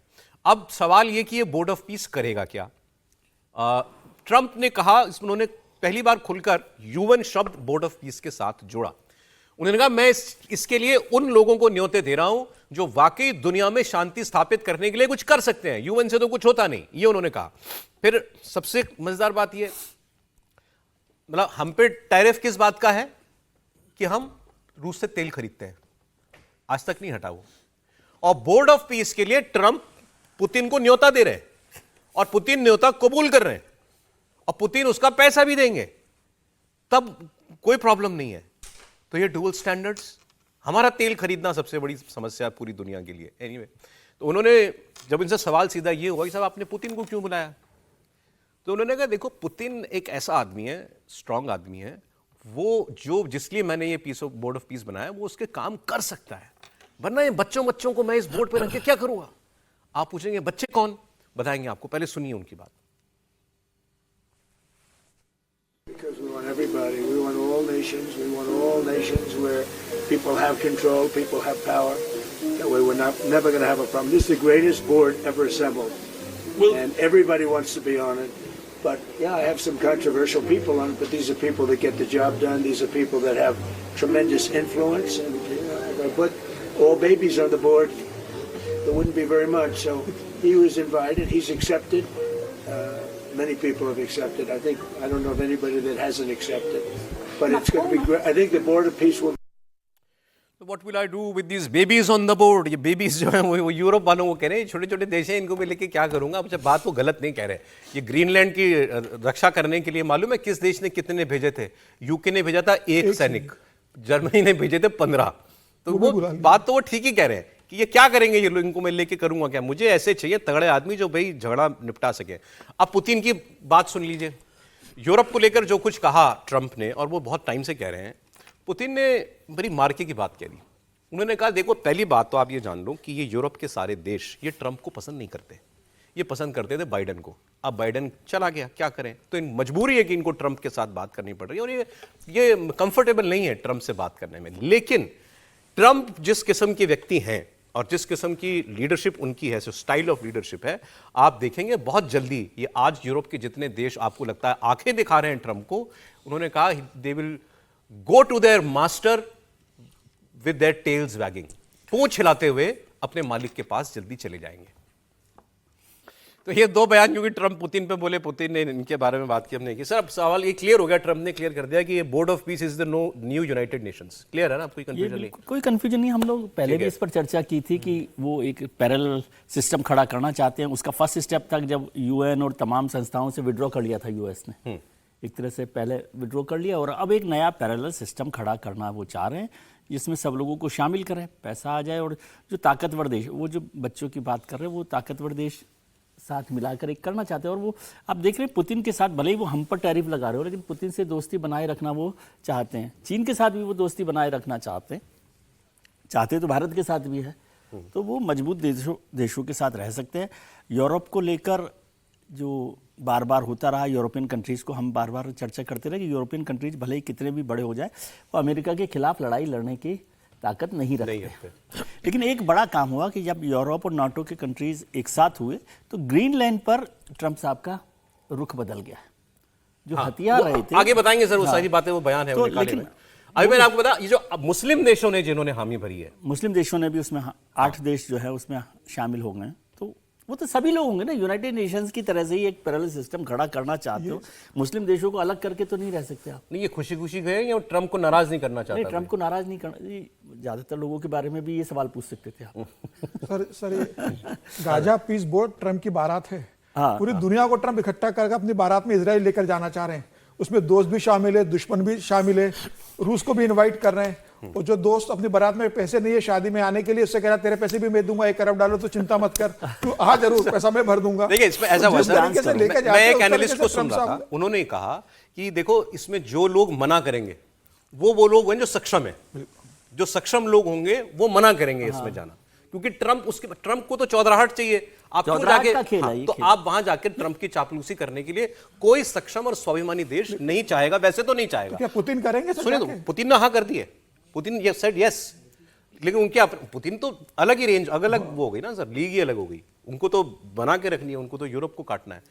तो सवाल हुआ भारत क्या करेगा। तो ट्रंप से कल एक सवाल हो गया, एक रिपोर्टर थी भारत के एक और चैनल की गई हुई थी, तो उन्होंने सीधा लेके पूछा कि हमारी डील कब होगी, हमारी आपके साथ ट्रेड डील कब होगी।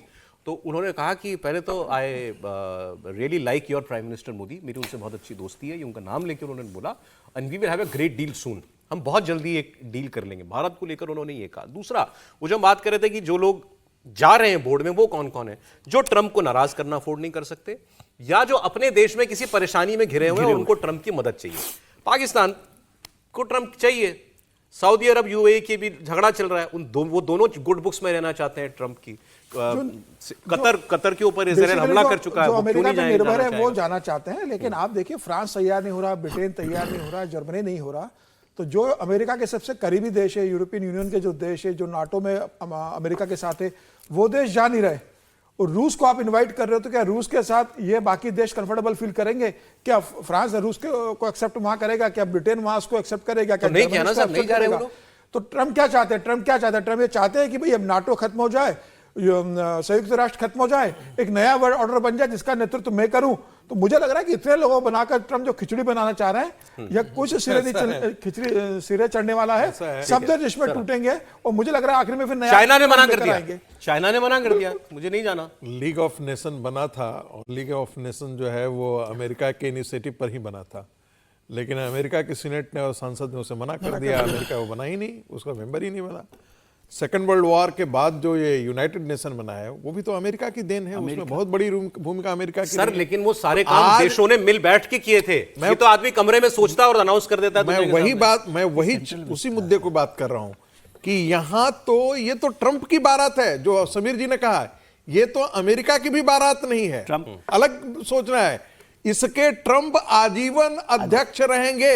अब आप बताइए, तो ये तो प्राइवेट सवाल आप भी जानना चाहते हैं हम क्या करेंगे, हमें क्या करना चाहिए, उसकी बात करते हैं। मैं उससे पहले आपको, मुझे नहीं लगता है कि प्राइम मिनिस्टर, मुझे नहीं जानकारी है कि क्या हमारे एयरफोर्स चीफ का एक बयान सुन लीजिए आप, मुझे लगता है बहुत कुछ क्लियर हो जाएगा उससे आपको। उन्होंने बड़ी साफ साफ बात कही।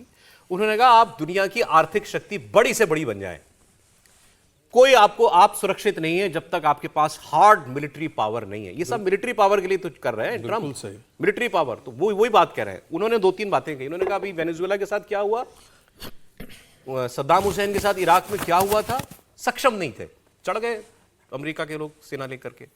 फिर उन्होंने भारत और चीन का उदाहरण दिया, कहा एक वक्त भारत और चीन पूरी दुनिया का 60% अर्थव्यवस्था संभालते थे, क्या हुआ, आप सक्षम नहीं थे, दोनों कॉलोनी बन गए अंग्रेजों की। फिर उन्होंने वो पंक्तियां कहीं, अमर पंक्तियां, क्षमा शोकती उस भुजंग को जिसके पास गरल हो, तो आप सुन लीजिए उनकी बात। The world GDP, who can be very economically sound, but cannot be secure. We have the example of our own country. We plus China, I think we control almost 60% of the world GDP at one time. But that didn't stop us from getting captured and colonized. So any one of these powers are very important. But finally, what is required is a very robust military. Because if you don't have a robust military, you can be subjugated by anybody. Venezuela, Iraq is one of the examples, some of the examples that we have. And what does military power do? It will protect you, your economic activities. It will give you the freedom. Kabir का दोहा है कि क्षमा शोभती उस भुजंग को जिसके पास गरल हो, उसका क्या जो दंतहीन विषरहित विनीत सरल हो। तो यही बात है, आप मिलिट्री पावर भी हैं, आप इकोनॉमिक पावर भी हैं। अब सवाल केवल इतना है कि ट्रंप को आप एक साल से मैनेज किए हुए हैं, इस सेंस में कि अब आप उसकी दादागिरी के सामने झुकते हुए तो नहीं दिखाई दिए पूरी दुनिया के सामने। बाकी यूरोप के सारे देश जो आज ग्रीनलैंड की बात हो रही है तो आंखें दिखा रहे हैं। जब ट्रेड डील की बात हुई थी शुक्ला जी, तो सारे बेच गए थे ट्रंप के सामने। भारत ने एक स्टैंड लिया था। अब सवाल है कि आपने ये तो प्रूव कर दिया दुनिया को कि मैं अपने दम पर अपने रुख पर बना रह सकता हूँ। ये जो इनिशिएटिव ट्रंप का है, जो आप सब कह रहे हैं कि पर्सनल इनिशिएटिव है, इसमें दुनिया का किसी भलाई इसमें नहीं छिपी है, भारत क्या ट्रंप को नाराज ना करने के लिए इसमें जाना चाहेगा? ट्रंप को भी पता है कि भारत को हमें नाराज नहीं करना है। जो दावोस पे उन्होंने कहा ना प्रधानमंत्री नरेंद्र मोदी जी के लिए, तो उससे भारत नाराज नहीं करेगा, ये तो हम अपने पक्ष से कह रहे हैं। लेकिन ट्रंप को भी पता है कि भारत को नाराज करना हम अफोर्ड नहीं कर सकते। ट्रंप की जो बार बार हम बात करें, देखिए वो इतिहास पुरुष बनना चाहते हैं अमेरिका के, और अमेरिका का इतिहास पुरुष बनने के लिए पहले वो नोबेल के लिए दौड़ लगाए, नोबेल मिला नहीं। अब उनकी कोशिश है कि जो अमेरिका में एक देश पे कब्जा करता है वो इतिहास पुरुष बनता है। 200 साल में 8 देशों पे कब्जा कर चुका है अमेरिका। 1959 के बाद अमेरिका किसी भी देश पे कब्जा नहीं किया। अब वो ग्रीनलैंड चाहते हैं। ग्रीनलैंड हम ले ले तो 9वां देश ऐसा होगा कि जो अमेरिका के कब्जे में आएगा विस्तारवादी नीति के तहत, तो वहां के इतिहास में इनका नाम दर्ज हो जाएगा। उसके लिए क्या करना पड़ेगा? उसके लिए हमें समर्थन जुटाना पड़ेगा। समर्थन जुटाने के लिए उन्होंने बोर्ड ऑफ पीस बनाया। बोर्ड ऑफ पीस को आप अपने भारत के पंचायती राज व्यवस्था की तरह समझिए। पंचायती राज व्यवस्था में क्या होता है? सरपंच होता है। सरपंच को एक बेहतर कामकाज करने के लिए एक सचिव दिया जाता है सरकार की तरफ से। उन्होंने पुतिन को क्या कहा है? एक हमें ऐसा व्यक्ति चाहिए जो सारी चीजों को मैनेज कर सके, यानी पंचायत सचिव। बाकी छोटे छोटे सारे पंच हैं, और वो पंच क्या करेंगे? सरपंच जो कहेगा सचिव उसको इम्प्लीमेंटेशन करवाएगा। किससे? पंचों से। ये पूरी भारत की पंचायती राज व्यवस्था की तरह बोर्ड ऑफ पीस बनने। भारत क्या करे सर? भारत इसमें तटस्थ रहेगा। आप देखिएगा, ना इनकार करेगा अभी वो, और ना सहमति जाहिर कभी तो जवाब देना पड़ेगा। कभी तक तो देखिएगा कितना तेल बह जाता है ना। अभी तो ये देखा जा रहा है कितने लोग पहुंच रहे। फिर इनका जो बोर्ड ऑफ पीस है, आप कह रहे $1 अरब देना पड़ेगा अपने को, वो आप देखिए कई बार प्रोडक्ट में लिखा होता है चमकदार शब्दों में कि इसमें ये गुण है, लेकिन नीचे छोटे शब्दों में लिखा रहता है नियम व शर्तें लागू। तो नियम और शर्तें में उसमें हानि लिखी होती है। ठीक है, तो वो हानि अभी प्रकट नहीं हो रही, सिर्फ बोर्ड ऑफ पीस में हमें फायदा दिखाया जा रहा है। आप कह रहे हैं कि अभी भारत अभी बिल्कुल देखेगा, उसके बाद फैसला करेगा। तटस्थ भूमिका में रहेगा, ना वो मना करेगा और ना सहमति। ये तो बाकी लोगों ने जल्दी जल्दी हाँ कर ही दिया, भारत ने इस पर भी कोई रिएक्शन दिया ही नहीं है। देखिए, अच्छा, पुतिन ने एक और मजेदार बात की है। उन्होंने जब हाँ किया कि मैं इसमें शामिल हो जाऊंगा, तो $1 अरब की बात आई, तो उन्होंने कहा कि तुम लोगों ने हमारे बहुत सारा पैसा जो है फ्रीज कर रखा है, अमेरिका ने भी और यूरोप ने भी, उसमें से निकाल के ले लो, उसमें से $1 अरब ले लो। लेकिन अब आइए पाकिस्तान की बात करते हैं। ट्रंप ने साफ साफ कर हमास का नाम लेते हुए कहा कि ये बोर्ड ऑफ पीस तो बन गया, अब अगले चरण में हम हमास को के हथियार छुड़वाएंगे। फिर उन्होंने कहा कि मेरे साथ 59 और ऐसे देश हैं जो मिडिल ईस्ट का हिस्सा नहीं है, लेकिन आसपास के ही हैं, उसी रीजन के हैं आसपास के, और वो सब वो उनको जो करना पड़े करेंगे, लेकिन हमास के हथियार डलवाएंगे। तो ट्रंप ने तो कह दिया उसमें पाकिस्तान भी शामिल है।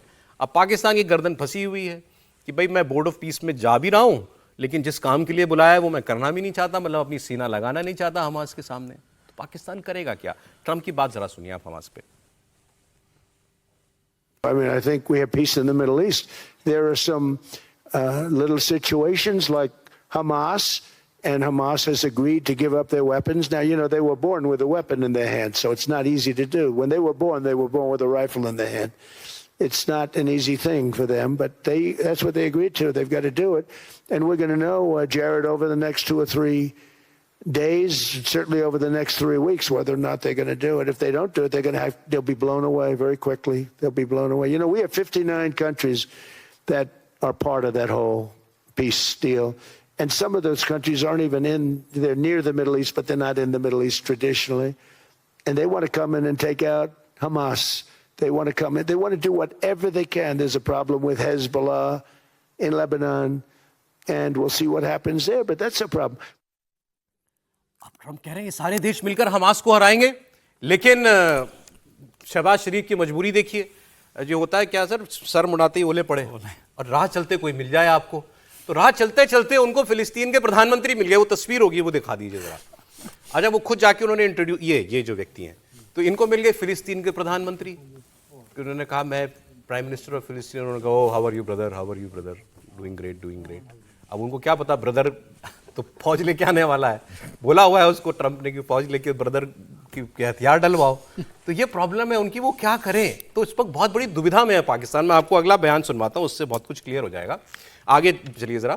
तो लोग, अब पाकिस्तान के जर्नलिस्ट जो हैं वो खुलकर ये कह रहे हैं कि अब पाकिस्तान एक कॉलोनी बन चुका है अमेरिका का। अमेरिका जो कहेगा वो हमें करना पड़ेगा।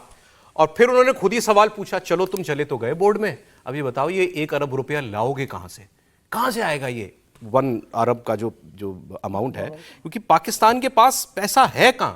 और उन्होंने ये भी कहा कि अगर पाकिस्तान फौज भेजने के लिए हां कर दे सीधे सीधे, तो हो सकता है ट्रंप ये 1 अरब रुपया माफ भी कर दे, लेकिन फौज तो भेजनी पड़ेगी। पैसा बचाना है तो फौज भेजो, फौज भेजोगे तो गर्दन नहीं बचेगी। अच्छा, एक आदमी ने थोड़ा और आगे बढ़ के पाकिस्तान में कहा कि हो सकता है ये 1 अरब रुपया हमारे लिए कोई और दे दे। 1 अरब रुपया हमारे लिए हो सकता है सऊदी अरब दे दे। तो पूछा बगल वाले बैठ में, क्यों दे देगा वो तुम्हारे लिए 1 अरब रुपया? बोले उसके लिए तो चेंज है, 1 अरब रुपया उसके लिए कुछ नहीं है। और ट्रंप को खुश करने के लिए अगर सऊदी अरब कहता है कि मैं अपनी फीस भी दूंगा और भाई की फीस भी दूंगा, तो ट्रंप को क्या प्रॉब्लम है? और सऊदी अरब कोई प्रॉब्लम नहीं है। मतलब हर तरीके से एक किस्म से ट्रंप के सामने झुकना पाकिस्तान की मजबूरी है। पाकिस्तान में जो इस वक्त सिस्टम चल रहा है आसिम मुनीर और दूसरी सरकार का, जिसको हाइब्रिड प्लस कहते हैं, तो वो हाइब्रिड प्लस सिस्टम भी वहाँ के लोग ही कह रहे हैं कि ये भी ट्रंप की मर्जी से चल रहा है। तो इसको इस नाव को झटका देने का जोखिम नहीं उठा सकते, इसीलिए बोर्ड ऑफ पीस में गए हैं और फौज भी भेजनी पड़ेगी। समीर जी, 1 अरब डॉलर कोई बहुत बड़ी समस्या नहीं है। ट्रंप कहेगा कि ठीक है मैं 1 अरब डॉलर अभी आपकी तरफ से भर देता हूं, लेकिन समस्या सबसे बड़ी यह है कि पाकिस्तान ने कहा है कि हम 20,000 का सैनिक भेजेंगे तो पर सैनिक हमें $10,000 देना पड़ेगा। और इजराइल ने कहा है कि भाई पाकिस्तान की हैसियत इतनी नहीं है, हम उनको $100 देंगे। कायदे से तो उनको $40 पर सैनिक देना चाहिए, लेकिन फिर भी हम $100 पर सैनिक दे देंगे। तो $10,000 पर सैनिक जो पाकिस्तान मांग रहा है उसके लिए इजराइल ने मना कर दिया है।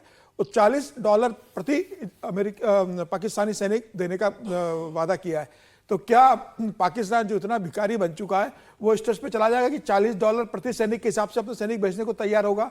और क्या पाकिस्तान वहां जाकर, क्या पाकिस्तान के सैनिक कंट्रोल तो इजराइल करेंगे? क्या इजराइल के कहने पर पाकिस्तान के सैनिक वहां पर हमास पर गोलियां चलाएंगे? और हमास जब गोलियां चलाएगा तो क्या इजराइल आपको लगता है कि पाकिस्तान भेजेगा फौज? पाकिस्तान की भेजना मजबूरी है, लेकिन पाकिस्तान की तो दोनों तरफ खाई। अगर पाकिस्तान भेजता है तो पाकिस्तान के अंदर पाकिस्तान के अवाम और जो मौलाना और जो वहां पर तबका है वो पूरा इसका विरोध करेगा। आंतरिक वो तो ठीक है, लेकिन भेजना मजबूरी है, इसे भेजना ही पड़ेगा। एक कदम तो उठा लिया, कोई विकल्प नहीं। 8 बोर्ड में तैयार हो चुके हैं, बोर्ड में तो चले गए, तो अब कैसे मना करेगा फौज भेजने से? हम ब्रेक पर जाने से पहले आपने कहा था कि या तो पाकिस्तान को फौज भेजना होगा या पैसा देना होगा। मैंने कहा फौज भेज देंगे, पैसा नहीं देंगे। वो एक कंजूस का किस्सा मुझे याद आया कि उसको एक डकैत आ गया और उसने गोली उस पर तान दी और कहा कि या तो पैसा दे दो या गोली मार दूंगा। तो उनका गोली मार दो, पैसा तो नहीं दूंगा। तो गोली खा लेगा पाकिस्तान। और वो उनके पास मजबूरी है ना। देखिए मेरे को रोज अच्छा नहीं लगता आप इतना शर्मिंदा करते पाकिस्तान को। उनकी मजबूरी भी समझा कीजिए। न तो वो 1 अरब डॉलर दे सकते, न ट्रंप से आपको मना कर सकते, तो क्या करें आप बताइए। धर्म संकट है कि नहीं है, तो वो इजरायली उसमें सेना में तो जाना ही है, उनको फौज को भेजना ही है। और ये मैं मानता हूँ कि $1 अरब या तो ट्रम्प साहब माफ कर देंगे या कोई भी दे देगा। आप जैसे करते हैं ना बहुत पार्टी में जाके, अरे मैं दे दूंगा, चिंता मत कर, छोटा भाई है, तो वैसा का वैसा वो उनके साथ हो जाएगा। इसलिए कोई इतना बड़ा मुद्दा नहीं है। ठीक है, तो चलिए आप देखते हैं क्या होता है। हालांकि मैंने एक और सीनियर जर्नलिस्ट पाकिस्तान को ये कहते हुए सुना कि पाकिस्तान के लिए बेस्ट बेट ये है, सबसे अच्छा पाकिस्तान के लिए ये होगा कि नेतन्याहू ही मना कर दे कि मुझे पाकिस्तान बर्दाश्त नहीं है, इसको हटाओ। कहने ही गए थे ना पहले भी, लेकिन इस बार अभी तो नेतन्याहू ने भी ये नहीं कहा है, तो उनकी वो रही सही उम्मीद भी जाती दिखाई दे रही है। ब्रेक से पहले ट्रम्प के बोर्ड ऑफ पीस की बात, उसमें भारत क्या करेगा, पाकिस्तान ने हाँ कर दिया है जाने का, पुतिन ने भी हाँ कर दिया है, चाइना ने मना कर दिया है, सब कुछ हमने आपको बताया। तो ट्रम्प का ये पर्सनल यूएन जो बन रहा है, इसको लेकर ये खबरें आपने देखी और पाकिस्तान की परेशानी भी आपने समझ ली कि जाए तो मरे, ना जाए तो मरे। जाएगा तो फौज भेजनी पड़ेगी, उसने जाने का फैसला तो कर ही लिया, फौज भेजने से इनकार कैसे करेगा, और फौज भेजेगा अगर हमास के खिलाफ, तो अपने देश में उसके खिलाफ इतना खराब माहौल बन जाएगा, जो पहले एक बार हो चुका है, कि उस मुसीबत से निकलते नहीं बनेगा पाकिस्तान से। अब जरा ट्रंप की और ग्रीनलैंड की बात कर लेते हैं। ट्रंप ने ग्रीनलैंड को लेकर कल बहुत खुल्लम खुल्ला बातें की। उन्होंने कहा ग्रीनलैंड मुझे चाहिए, डिस्कशन ओवर। फिर उन्होंने कहा कि ये आपको समझना चाहिए कि दुनिया में कुछ ही देश हैं जो अपनी रक्षा कर सकते हैं, और अमेरिका से ताकतवर देश पूरी दुनिया में कोई नहीं है, और हम ही रक्षा कर पाएंगे, डेनमार्क की भी और ग्रीनलैंड की भी। डेनमार्क का है ना ग्रीनलैंड। तो उन्होंने कहा ये तो वर्ल्ड वॉर 2 में 6 दिन में फोल्ड हो गए थे जर्मनी के सामने, हम ही गए थे। फिर उन्होंने कहा अगर अमेरिका दूसरे विश्व युद्ध में यूरोप को बचाने नहीं जाता तो आज यूरोप जो है वो जापानी या जर्मन बोल रहा होता। जापान और जर्मनी एक साथ थे उसको, तो उन्होंने ये कह के भी माहौल उड़ाया यूरोप का। लेकिन फिर उन्होंने ये कहा कि लोग मुझसे पूछते हैं कि आप सेना भेजेंगे ग्रीनलैंड लेने के लिए, तो मैं कहता हूं मैं नहीं भेजूंगा, मतलब मुझे जरूरत नहीं है सेना भेजने की। उन्होंने कहा बेटर सेंस विल प्रिवेल, ये लोग जो हैं इनके दिमाग ठीक हो जाएंगे यूरोप वालों के, और ये मेरी डील मान लेंगे, पैसा देने के लिए मैं तैयार हूं, और ग्रीनलैंड तो मुझे लेकिन चाहिए।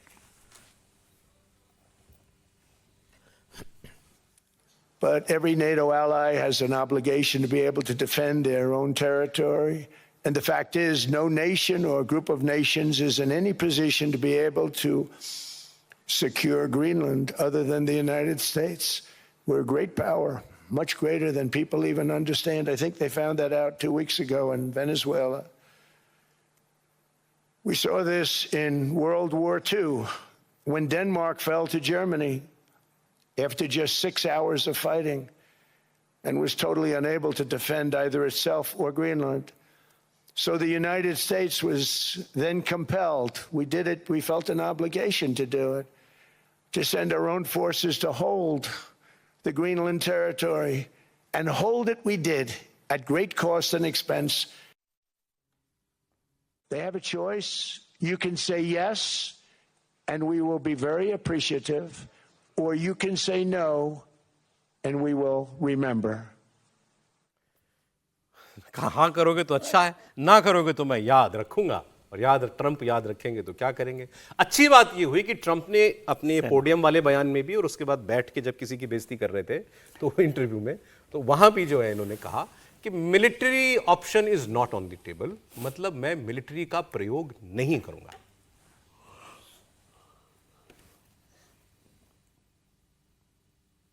Thank you, press. Thank you, press. Everyone, thank you, press. What prompted you to take military off the table for Greenland? Thank you, press.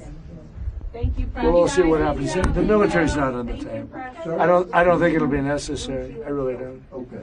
I think people are going to use better judgment. They'll use their best judgment, and I don't think that will not be necessary.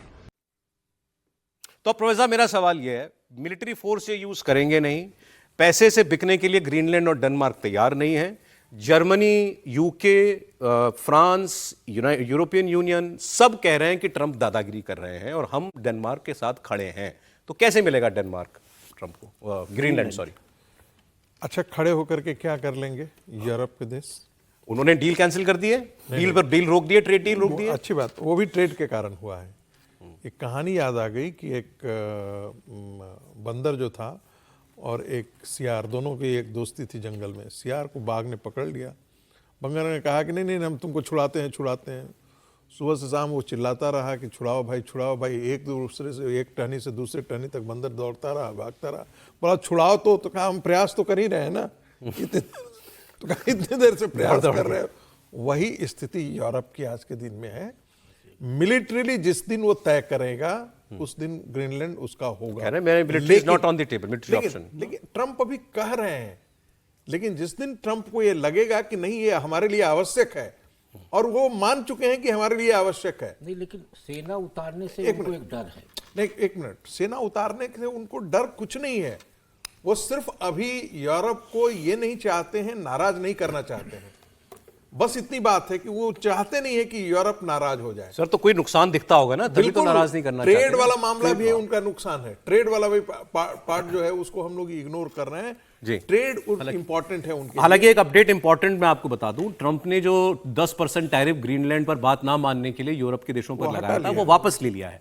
उन्होंने कहा मेरी NATO के chief से बहुत अच्छी बातचीत हुई है। अब नेटो के चीफ ने जाने क्या समझाया उनको। ये वो नेटो के चीफ हैं जो इनको डैडी कहते हैं, ट्रंप को।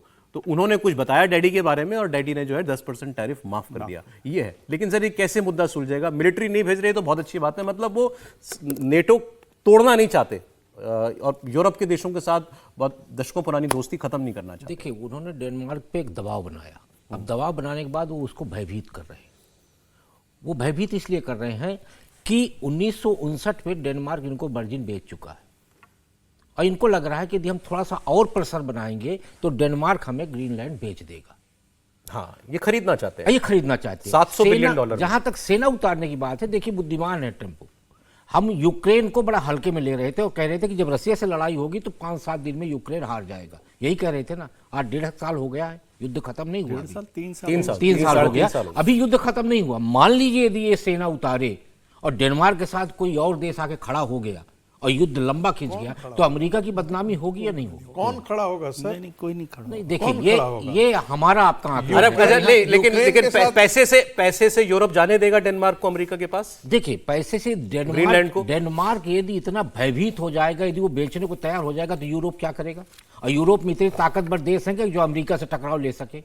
नहीं, अभी आंखें तो बहुत दिखा रहे हैं यूरोप के देश। मैं आपको दिखा देता हूं। अच्छा, आंखों की बात आ गई सर, आंखों से अगली बात खबर जुड़ी हुई एक्चुअली। ट्रंप ने मजे ले लिए फ्रांस के राष्ट्रपति के, इमैनुअल मैक्रों के। उनकी आंख में कुछ आंख लाल लाल रहती है उनकी आजकल, एक आंख। तो वो काला चश्मा लगा के डावोस में आए हुए थे। तो ट्रंप ने कहा हाँ मेरी इमैनुअल मैक्रों को मैं सुन रहा था। फिर उनकी मिमिक्री भी की उन्होंने और बोला कि मैंने देखा उनकी आंख में कुछ हो गया है, वो चश्मा लगा के बात कर रहे थे, पता नहीं क्या हुआ। इसका कॉन्टेक्स्ट मैं आपको बता देता हूँ। एक तस्वीर बड़ी वायरल हो गई थी, जैसे अभी ये ट्रंप सीढ़ी चढ़ रहे थे ना जहाज की, तो ऐसे सीढ़ी उतरने वाले थे इमैनुअल मैक्रों अपनी पत्नी के साथ, और कुछ हुआ। लोग ये कैमरे पे दुनिया ने देखा था कि उनकी वाइफ ने उनका हाथ झटका था ऐसे। तो फिर दुनिया में मजाक बढ़, उसके बाद भी उनकी एक आंख काली हो गई थी। तो दुनिया में मजाक बना कि शायद बीवी ने मारा, ऐसी बात हुई थी।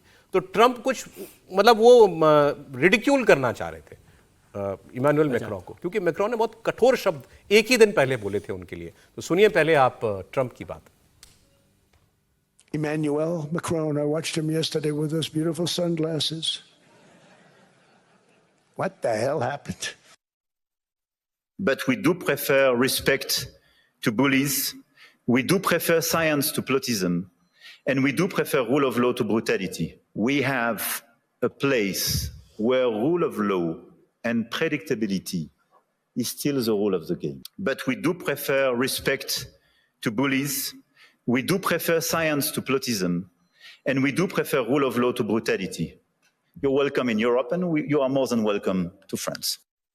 कह रहे हैं खुल्लम खुल्ला इमैनुअल मैक्रों, वो कह रहे हैं हमारे यहाँ रूल ऑफ लॉ है, हम लॉयल हैं, ये बात भी उन्होंने कहा, और हम प्रेडिक्टेबल हैं, हम ट्रंप की तरह नहीं हैं, आज कल कुल कुछ और हम जिसके साथ हैं उसके साथ लॉयल्टी वफादारी भी निभाते हैं। तो ये तो सारी सुना, वो कहे किसी को भी रहे थे, सुना तो ट्रंप को ही रहे थे ना सर। बिल्कुल नहीं, मैक्रो ने शायद पिछले समय में कोई मौका नहीं छोड़ा जब ट्रंप को नहीं सुनाया हो, और ठीक तरीके से जवाब दिया। और जो बात कही है वो भी कोई बहुत गलत बात नहीं की। भाई रेस्पेक्ट भी करते हैं, प्रेडिक्टेबल भी हैं, वफादार भी हैं, सब चीज़ों पर खड़े हुए हैं। ट्रंप के पास इनमें से किसी भी शब्द को नहीं जोड़ सकते।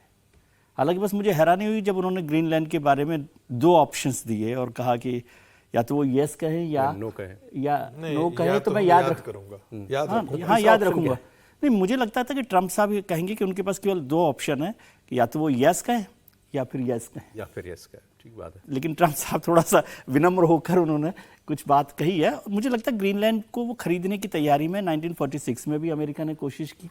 उस समय $100 बिलियन का गोल्ड के बदले में देना चाहते थे और वो खरीद लेंगे। अब ग्रीनलैंड के ऊपर उनकी नज़र है और यूरोपियन यूनियन यदि युद्ध नहीं हो तो वो इसमें ज़्यादा नहीं पड़ेगी कि फिर कहेगी कि डेनमार्क ने जो सोचा है, तय किया, जो डील हुई है उसमें आ जाएं। युद्ध के साथ नहीं जाना चाहते ट्रंप। और वो जो टैरिफ वाला जो मसला हुआ, डील जो हुआ, ट्रेड डील का जो यूरोपियन यूनियन ने कैंसिल किया कल ही, तो उसको लेकर भी वो दबाव में है कि इस तरह से दबाव अमेरिका पे पड़ रहा है। हालांकि मैं बताऊं ग्रीनलैंड को लेकर अमेरिका में ट्रंप साहब के खिलाफ ही माहौल है कि इस तरह की गुंडागर्दी आप मत कीजिए। सर मैं पढ़ रहा था 20% क्षेत्रफल बढ़ जाएगा ग्रीनलैंड, अमेरिका का क्षेत्रफल 20% बढ़ जाएगा। वो तो बड़ा, सबसे बड़ा, बहुत बड़ा आइलैंड है, बड़ा, सबसे बड़ा आइलैंड है वो तो वेनेजुएला के मामला में भी ट्रंप के खिलाफ लोग सड़कों पर उतरे अमेरिका में, लेकिन उससे क्या अंतर पड़ा? लेकिन मैं कह रहा हूं वो खरीद लेंगे युद्ध करने के लिए। मतलब end of the day Europe मान जाएगा और ग्रीनलैंड मान नहीं, लेट जाएगा सर। हाँ, जो भी कहे। युद्ध नहीं होगा और डेनमार्क यदि तैयार है बेचने के लिए, तो यूरोप क्या करेगा? वो कहेगा भाई आपका बड़ा डेवलपमेंट हुआ है ना। एक बड़ी खबर छपी है कल मार्क रूटे के साथ जब ट्रंप की बैठक हुई है, हाँ नाटो चीफ के साथ, तो उसमें यह समझौता बना है कि अमेरिका का जो 1951 में डेनमार्क के साथ जो रक्षा का समझौता हुआ था उससे विस्तार दिया जाएगा। और जो मांग ट्रंप ने की थी अमेरिका ने ग्रीनलैंड को लेके, वो सारी मांगे लगभग नाटो ने मान ली है। ये कहा है कि वो गोल्डन डोम बनाने की वहां परमिशन दी जाएगी। अभी ग्रीनलैंड में जो अमेरिका का एक सैन्य बेस है उसको बढ़ाकर 4 किया जाएगा। आर्कटिक के अंदर जितने भी जो खनिज निकलेंगे उसका 60% हिस्सा जो अमेरिका को मिलेगा, 40% हिस्सा वो डेनमार्क को मिलेगा। तमाम बातें मिल्कियत किसकी होगी? मिल्कियत तो डेनमार्क की रहेगी। मिल्कियत डेनमार्क की कब्जा पूरा एक प्रकार से लगभग ये हो गया है कि बात 4 सैन्य बेस बना रहा है, गोल्डन डोम बनाने की परमिशन दे दी है। वो तो पहले ही कह रहे थे भाई बना लो तुम अपने बेस बनाने तुमको तो उसके लिए जो साधन निकल रहा है वहां से अंदर से जो खनिज निकलेंगे उसका 60% अमेरिका को देने पर सहमति बन गई है, 40% डेनमार्क को। बार्गेनिंग कैसा हो गया? ये सच में ये डीलर ही है आदमी। तो ये बात पूरी मान ली गई है उसकी लगभग पूरी मान। यहाँ से 100 से शुरू करो, 50 पे बात करेंगे। नहीं, ये डीलर की बात नहीं है, ये कॉलोनी के तौर पर यूज कर रहे हैं। पूरा कब्जा हो गया है, कॉलोनी की तरफ लिया है सारी बातें। इस कॉलोनी से 60% रिसोर्सेज जो है वो हमारे पास आएगा, 40% आपके पास जाएगा।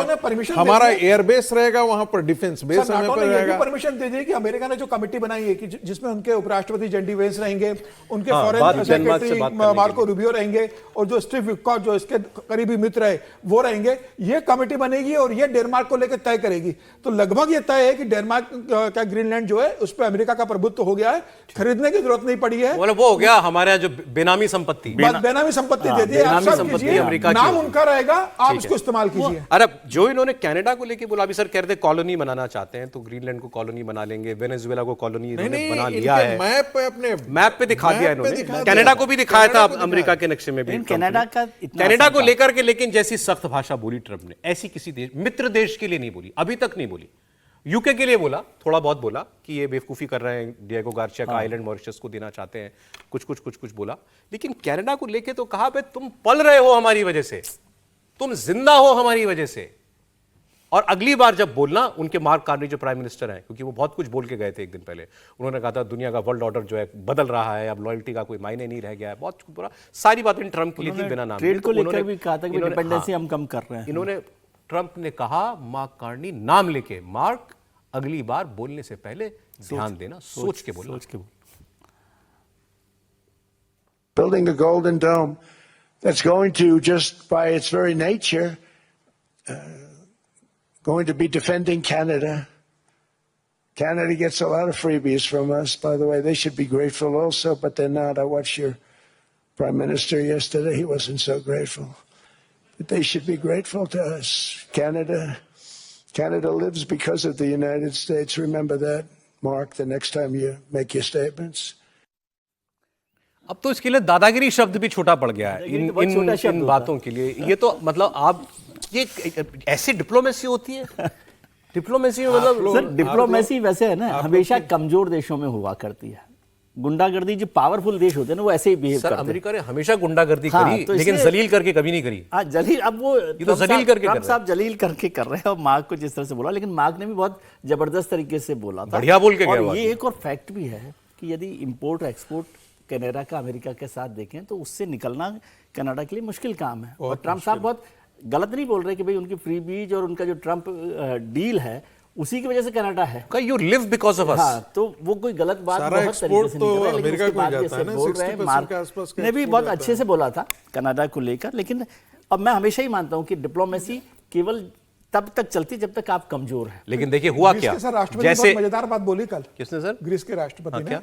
उसने कहा भाई कि जो नाटो चार्टर बना है उसमें तो ये है कि भाई अगर नाटो के किसी सदस्य देश पे कोई हमला करेगा तो पूरे देश सभी सदस्यों पे हमला मारा जाएगा। लेकिन उस चार्टर में कहीं नहीं लिखा कि नाटो का एक सदस्य अपने किसी सदस्य पे हमला करेगा तो बाकी नाटो के देश क्या करेंगे। बोले तो बोले हम कोई साथ देने की स्थिति में नहीं है, और बोले इसके लिए जिम्मेदार तो बोले ट्रंप ग्रीनलैंड ने है। इतना तो कर दिया ना, जैसे कनाडा का सही कह रहे हैं सर, 70% एक्सपोर्ट अमेरिका को होता है। तो कनाडा ने ये कहा भी जब चाइना गए थे कि हमारा अगले 10 वर्षों का टारगेट है, हमारा 50% ट्रेड नॉन यूएस होना चाहिए। तो उन्होंने कनाडा को राह दिखा दी है। वो सीधा दौरा पहले चाइना का, फिर उसके बाद कतर का। भारत को पता लग गया हमारे यहाँ इतने रिफॉर्म हो रहे हैं, ट्रंप ने एक्सपोर्ट पर टैरिफ बढ़ा दिया, हमने अपना रिफॉर्म करने शुरू कर दिया, और मार्केट्स ढूंढ लिए हमने। तो हमें भी, हमारे लिए भी एक किस्म से अच्छा ही हुआ जो ट्रंप ने किया। आप आदमी अपने कंफर्ट जोन के बाहर आ गया। अब आप सुनिए, मैं आपको अगला जो बयान सुना रहा हूं, ये मेरे लिए इस सारे कल के जितने मैंने स्टेटमेंट सुने सबसे ज्यादा मुझे लगा डिस्कशन करने लायक है। इस पे इमैनुअल मैक्रोन फ्रांस के राष्ट्रपति की बात सुना रहा हूं, ये चीन को लेके बात कर रहे थे। वेस्ट के लिए, वेस्ट को हम किस लिए देखते हैं, फ्रांस को हम किस लिए जानते हैं, जर्मनी को हम किस लिए जानते हैं? टेक्नोलॉजी है ना उनके पास, वेस्ट के पास। इन्होंने चाइना को लेके कहा, टेक्नोलॉजी और पैसा दो ही चीजें हैं। इन्होंने कहा कि China is most welcome, France में आए, हम साथ में व्यापार करें, लेकिन हम ऐसा रिश्ता नहीं चाहते जिसमें केवल चाइना अपना सामान हमें एक्सपोर्ट करता रहे। हम चाहते हैं चाइना हमें अपनी टेक्नोलॉजी और एफडीआई दे, टेक्नोलॉजी और निवेश दे हमें। ये यूरोप का इतना बड़ा मुल्क चाइना के लिए कह रहा है। सुनिए आप। China is welcome, but what we need is more Chinese foreign direct investment in Europe, in some key sectors to contribute to our growth, to transfer some technologies, and not just to export towards Europe some devices or products which sometimes don't have the same standards or are much more subsidized as the one being produced in Europe. दुनिया बदल गई, उल्टा हो गया, शीर्षासन हो गया है दुनिया का। एशिया का देश आज टेक्नोलॉजी और निवेश जो है उसकी दरकार यूरोप के देशों को है, जिन्होंने सारी जिंदगी टेक्नोलॉजी के दम पर ब्लैकमेल किया पूरी दुनिया को। गरीब देशों को टेक्नोलॉजी कहां देते हैं ये? हमारे साथ तो फिर भी कुछ शेयर कर लेते हैं, बाकी किसी के साथ कोई टेक्नोलॉजी शेयर। आज वो कह रहा है चाइना मुझे टेक्नोलॉजी और पैसा दोनों दे, मुझे केवल चाइना का सामान नहीं चाहिए, क्योंकि मालूम है चाइना तुमसे बेहतर सामान बना लेगा, कम पैसे में बना लेगा, तुम कॉम्पीट नहीं कर पाओगे। आज यूरोप की हालत ये है, और शायद यही वजह है कि ये ट्रंप को दिखता है तो वो इनको जो है डंडे से हाँकते हैं। वो शुक्ला जी नहीं, बिल्कुल सही है, लेकिन यूरोप के देशों ने बड़ी सावधानी के साथ ये कहा है, क्योंकि उनको पता है कि चाइना बाजार बहुत जल्दी पकड़ता है। तो उन्होंने ये कहा कि हमारे देश को बाजार के रूप में मत लीजिएगा, क्योंकि भारत के साथ जो दिक्कत आई वो यही आई कि बाजार ज़्यादा खुल गया। तो हमारा चाइना पे निर्भरता इतनी ज़्यादा बढ़ चुकी है कि हम चाह के भी चाइना को दूर नहीं कर पा रहे, क्योंकि हम जो प्रोडक्शन करते हैं वो प्रोडक्शन उतना सस्ता नहीं होता जितना सस्ता चाइना देता है। तो हमारी निर्भरता बढ़ गई है। हाँ, कुछ चीज़ों में जरूर भारत को आत्मनिर्भर किया जा रहा है, रक्षा के क्षेत्र में बहुत सारे काम किए गए। यूरोप कंट्री ये कह रही है कि आप हमारे यहाँ निवेश करो, यानी आज आप टेक्नोलॉजी में अपने आप को चाइना से पीछे पा रहे हैं। एग्जैक्टली। तो इसलिए शॉकिंग बात ये थी कि हमें चाइना की टेक्नोलॉजी चाहिए। एक टाइम था जब आपकी धाक थी पूरी दुनिया में कि आपकी तकनीक को अपनाने के लिए लोग लाइन लगा के खड़े रहते थे, भाई साहब अपना सामान दे दीजिए, नहीं दीजिए तकनीक। सर मैं आपको बताऊं, मतलब एकाधिकार खत्म हुआ। अमेरिका में एलन मस्क की बात कर लीजिए ना, टेस्ला गाड़ी बनाते हैं, जो इलेक्ट्रिक गाड़ी बनाते हैं, वो दुनिया भर में लोग कहते हैं उससे बढ़िया गाड़ी नहीं है कोई। चाइना की कंपनी है बिल्ड योर ड्रीम, बीवाईडी। उन्होंने तो बीवाईडी, जिस दिन बीवाईडी का एक्सपोर्ट खुल जाए अमेरिका में, लोग कहते हैं टेस्ला खत्म हो जाएगी, टेस्ला खत्म, क्योंकि सस्ती है और बढ़िया गाड़ी है, उससे बेहतर गाड़ी। मैं कोई उसकी ब्रांडिंग नहीं कर रहा हूं, मैं एक एग्जांपल के तौर पे बता रहा हूं। चाइना हर क्षेत्र में उतना आगे इस वक्त जा चुका है। लेकिन जो ईवी गाड़ियां आ रही हैं उसकी बैटरी कहां से आ रही है और उसके बाकी कल पुर्जे कहां से आ रहे हैं? चाइना पे निर्भर। बिल्कुल ठीक है। अब मैं आपको चाइना के एक व्यक्ति का बयान सुनाता हूं। हमने एक बार आपको पहले इनका बयान सुनाया था, आप शक्ल देख के पहचान जाएंगे, विक्टर गाओ। एक इनके एनर्जी इंस्टीट्यूट कुछ है, उसके महत्वपूर्ण व्यक्ति हैं ये, और बोलते बड़ी खरी खरी हैं। पहले उन्होंने कहा था कि मेरे पास ऐसी मिसाइलें हैं, D61 ऐसा DF61 कुछ मिसाइल दिखाई थी, बताई थी इन्होंने, कि अगर अमेरिका हमसे युद्ध करना चाहता है तो कर ले, परमाणु युद्ध करना चाहता है तो वो भी कर ले, हम पीछे नहीं हटेंगे। फिर मिसाइलों का जिक्र किया कि एक बार में 60 एटम बम और एक हाइड्रोजन बम लॉन्च कर सकती है। अब इन्होंने एक और बात कही, उन्होंने कहा अगर अमेरिका, आपको याद है इनका वो जो बहुत बोलते हैं दाढ़ी वाले, एक इनके मंत्री इंडिया के खिलाफ भी बहुत बोलते हैं, लुटनिक हाँ, तो हार्वर्ड लुटनिक इनके कॉमर्स मिनिस्टर है, तो उन्होंने यही डावोस में कहा था कि globalisation is dead, era of globalisation is over, globalisation अब खत्म हो गया, हर देश अब अलग अलग एंटिटी बन गया, अब ये जो इंटरलिंक्ड थे सारे देश, अब वो व्यवस्था खत्म हो रही है। तो इन्होंने कहा कि ठीक है कर लो। तो मैंकर ने पूछा लेकिन आपको अमेरिका का मार्केट नहीं मिलेगा। बोले आपको चाइना का मार्केट नहीं मिलेगा, कर लो आप अपना मार्केट बंद अमेरिका को। पूरी आपको क्या लगता है कि पूरी दुनिया में और कोई सामान नहीं खरीदेगा अगर अमेरिका सामान खरीदना बंद कर देगा तो? लेकिन उससे महत्वपूर्ण बात, हमारा राइवल है लेकिन बात बहुत पते की, आप भी सुनिएगा और मुझे बहुत अच्छा लगा। इन्होंने कहा कि चाइना 5000 साल पुरानी संस्कृति है और 5000 साल अमेरिका नहीं था, हम थे। तुम कर लो व्यापार बंद, हम अगले 5000 साल भी रहेंगे, तुम रहोगे या नहीं पता नहीं। China is fully prepared to fight to the very end because the world is big enough that the United States is not the totality of the market in the world. So if the United States wants to go in that direction of completely shutting itself out of the China market, be my guest. Yeah, and China will lose the US market, which, as I've said, is 15%. We don't care. We don't care. China has been here for 5,000 years. Most of the time, there was no United States, and we survived. And if the United States wants to bully China, we will deal with the situation without the United States. And we expect to survive for another. ये है ठोक के जवाब देना America को। 5000 साल से हम थे, तुम नहीं, तुम तो अभी 250 साल पुराने हो। ये अरब के जितने देश हैं वो उनका क्या हिस्ट्री है? आप ब्रिटेन और फ्रांस को निकाल दें तो जितने भी अधिकांश जो कंट्री हैं उनके बतों की 200 साल 250 साल यही है। यही विवेकानंद ने एक बार कहा था कि अभी यूरोप को प्रूव करना बाकी है, हम तो हजारों साल की सभ्यता में हैं। जिस टेक्नोलॉजी को तुम लेकर के आए हो और जिस सभ्यता के दल पर तुम दावे ठोक रहे हो, अभी उसको प्रूफ करना बाकी है। ये कॉन्फिडेंस हम में है कि नहीं सर? ये कॉन्फिडेंस हम में भी है कि नहीं कि हम भी 5000 साल पुरानी संस्कृति है? हम तो बार बार इसी चीज को दोहराते रहते हैं। हमारा एक बौद्धिक वर्ग बेशक उसको नहीं स्वीकार करे, लेकिन हम तो इस बात को बार बार कहते हैं। घर में कहते हैं, घर पे भी हम कहते हैं, घर में कहते हैं, नहीं घर में नहीं कहते हैं, बाहर भी कहते हैं। सर आप तंज मत कीजिए, हम बाहर भी कहते हैं, यहाँ भी कहते हैं। चीन के बराबर की संस्कृति है, नहीं हमारी उससे भी है। चीन में तो अपनी हिस्ट्री जो डिगअप करता है वो 9000 ईयर्स ओल्ड की करता है, मैक्सिमम निएंडरथल पीरियड से करता है, लेकिन हम तो अपने में वो मिलेनियम में जाकर के बात करते हैं। गाओ और मैक्रो का जैसा एक बयान बताइए हमारा। नहीं मैं कह रहा हूं कि विक्टर गाओ को हम यहाँ पर कोट ही नहीं हम कर रहे हैं। हम नहीं, वो कह रहे हैं जैसा मैक्रो ने ठोक के बोल दिया, चाइना ने बोल दिया। जरा प्रधानमंत्री नहीं, कोई जरूरी नहीं है कि जैसा बयान हम वो दे रहे हैं वैसा ही बयान हम भी दे गए, कोई आवश्यक नहीं है, लेकिन कर क्या रहे हैं ये देखिए ना। हम क्या झुक रहे हैं? क्या ऐसा बोलेंगे? नहीं, हम झुक रहे हैं क्या? राष्ट्र बन जाएगा भारत? हम झुक तो नहीं रहे हैं ना। आपने डिक्लेयर ही कर दिया बन जाएगा। नहीं, लक्ष्य रखा गया है 2047 तक पूर्ण विकसित राष्ट्र। और ये देखिए ना कि चाइना जिस आज ऊंचाई पर खड़ा है जी, उसमें कितनी कीमतें। नहीं, दूसरी बात, मैं आपकी बात से सहमत हूं। कोई हम क्या कह रहे हैं नहीं कह रहे उस पर बात कोई कह सकता है कि भाई आप भी बोलिए ऐसे, आप वोकली ठोक के जवाब दीजिए, लेकिन आप जो कर रहे हैं वो तो बता ही रहा है कि आप अपनी बिल्कुल नहीं, हम अपनी शर्तों पर हैं, आप अपनी शर्तों पर खड़े हैं।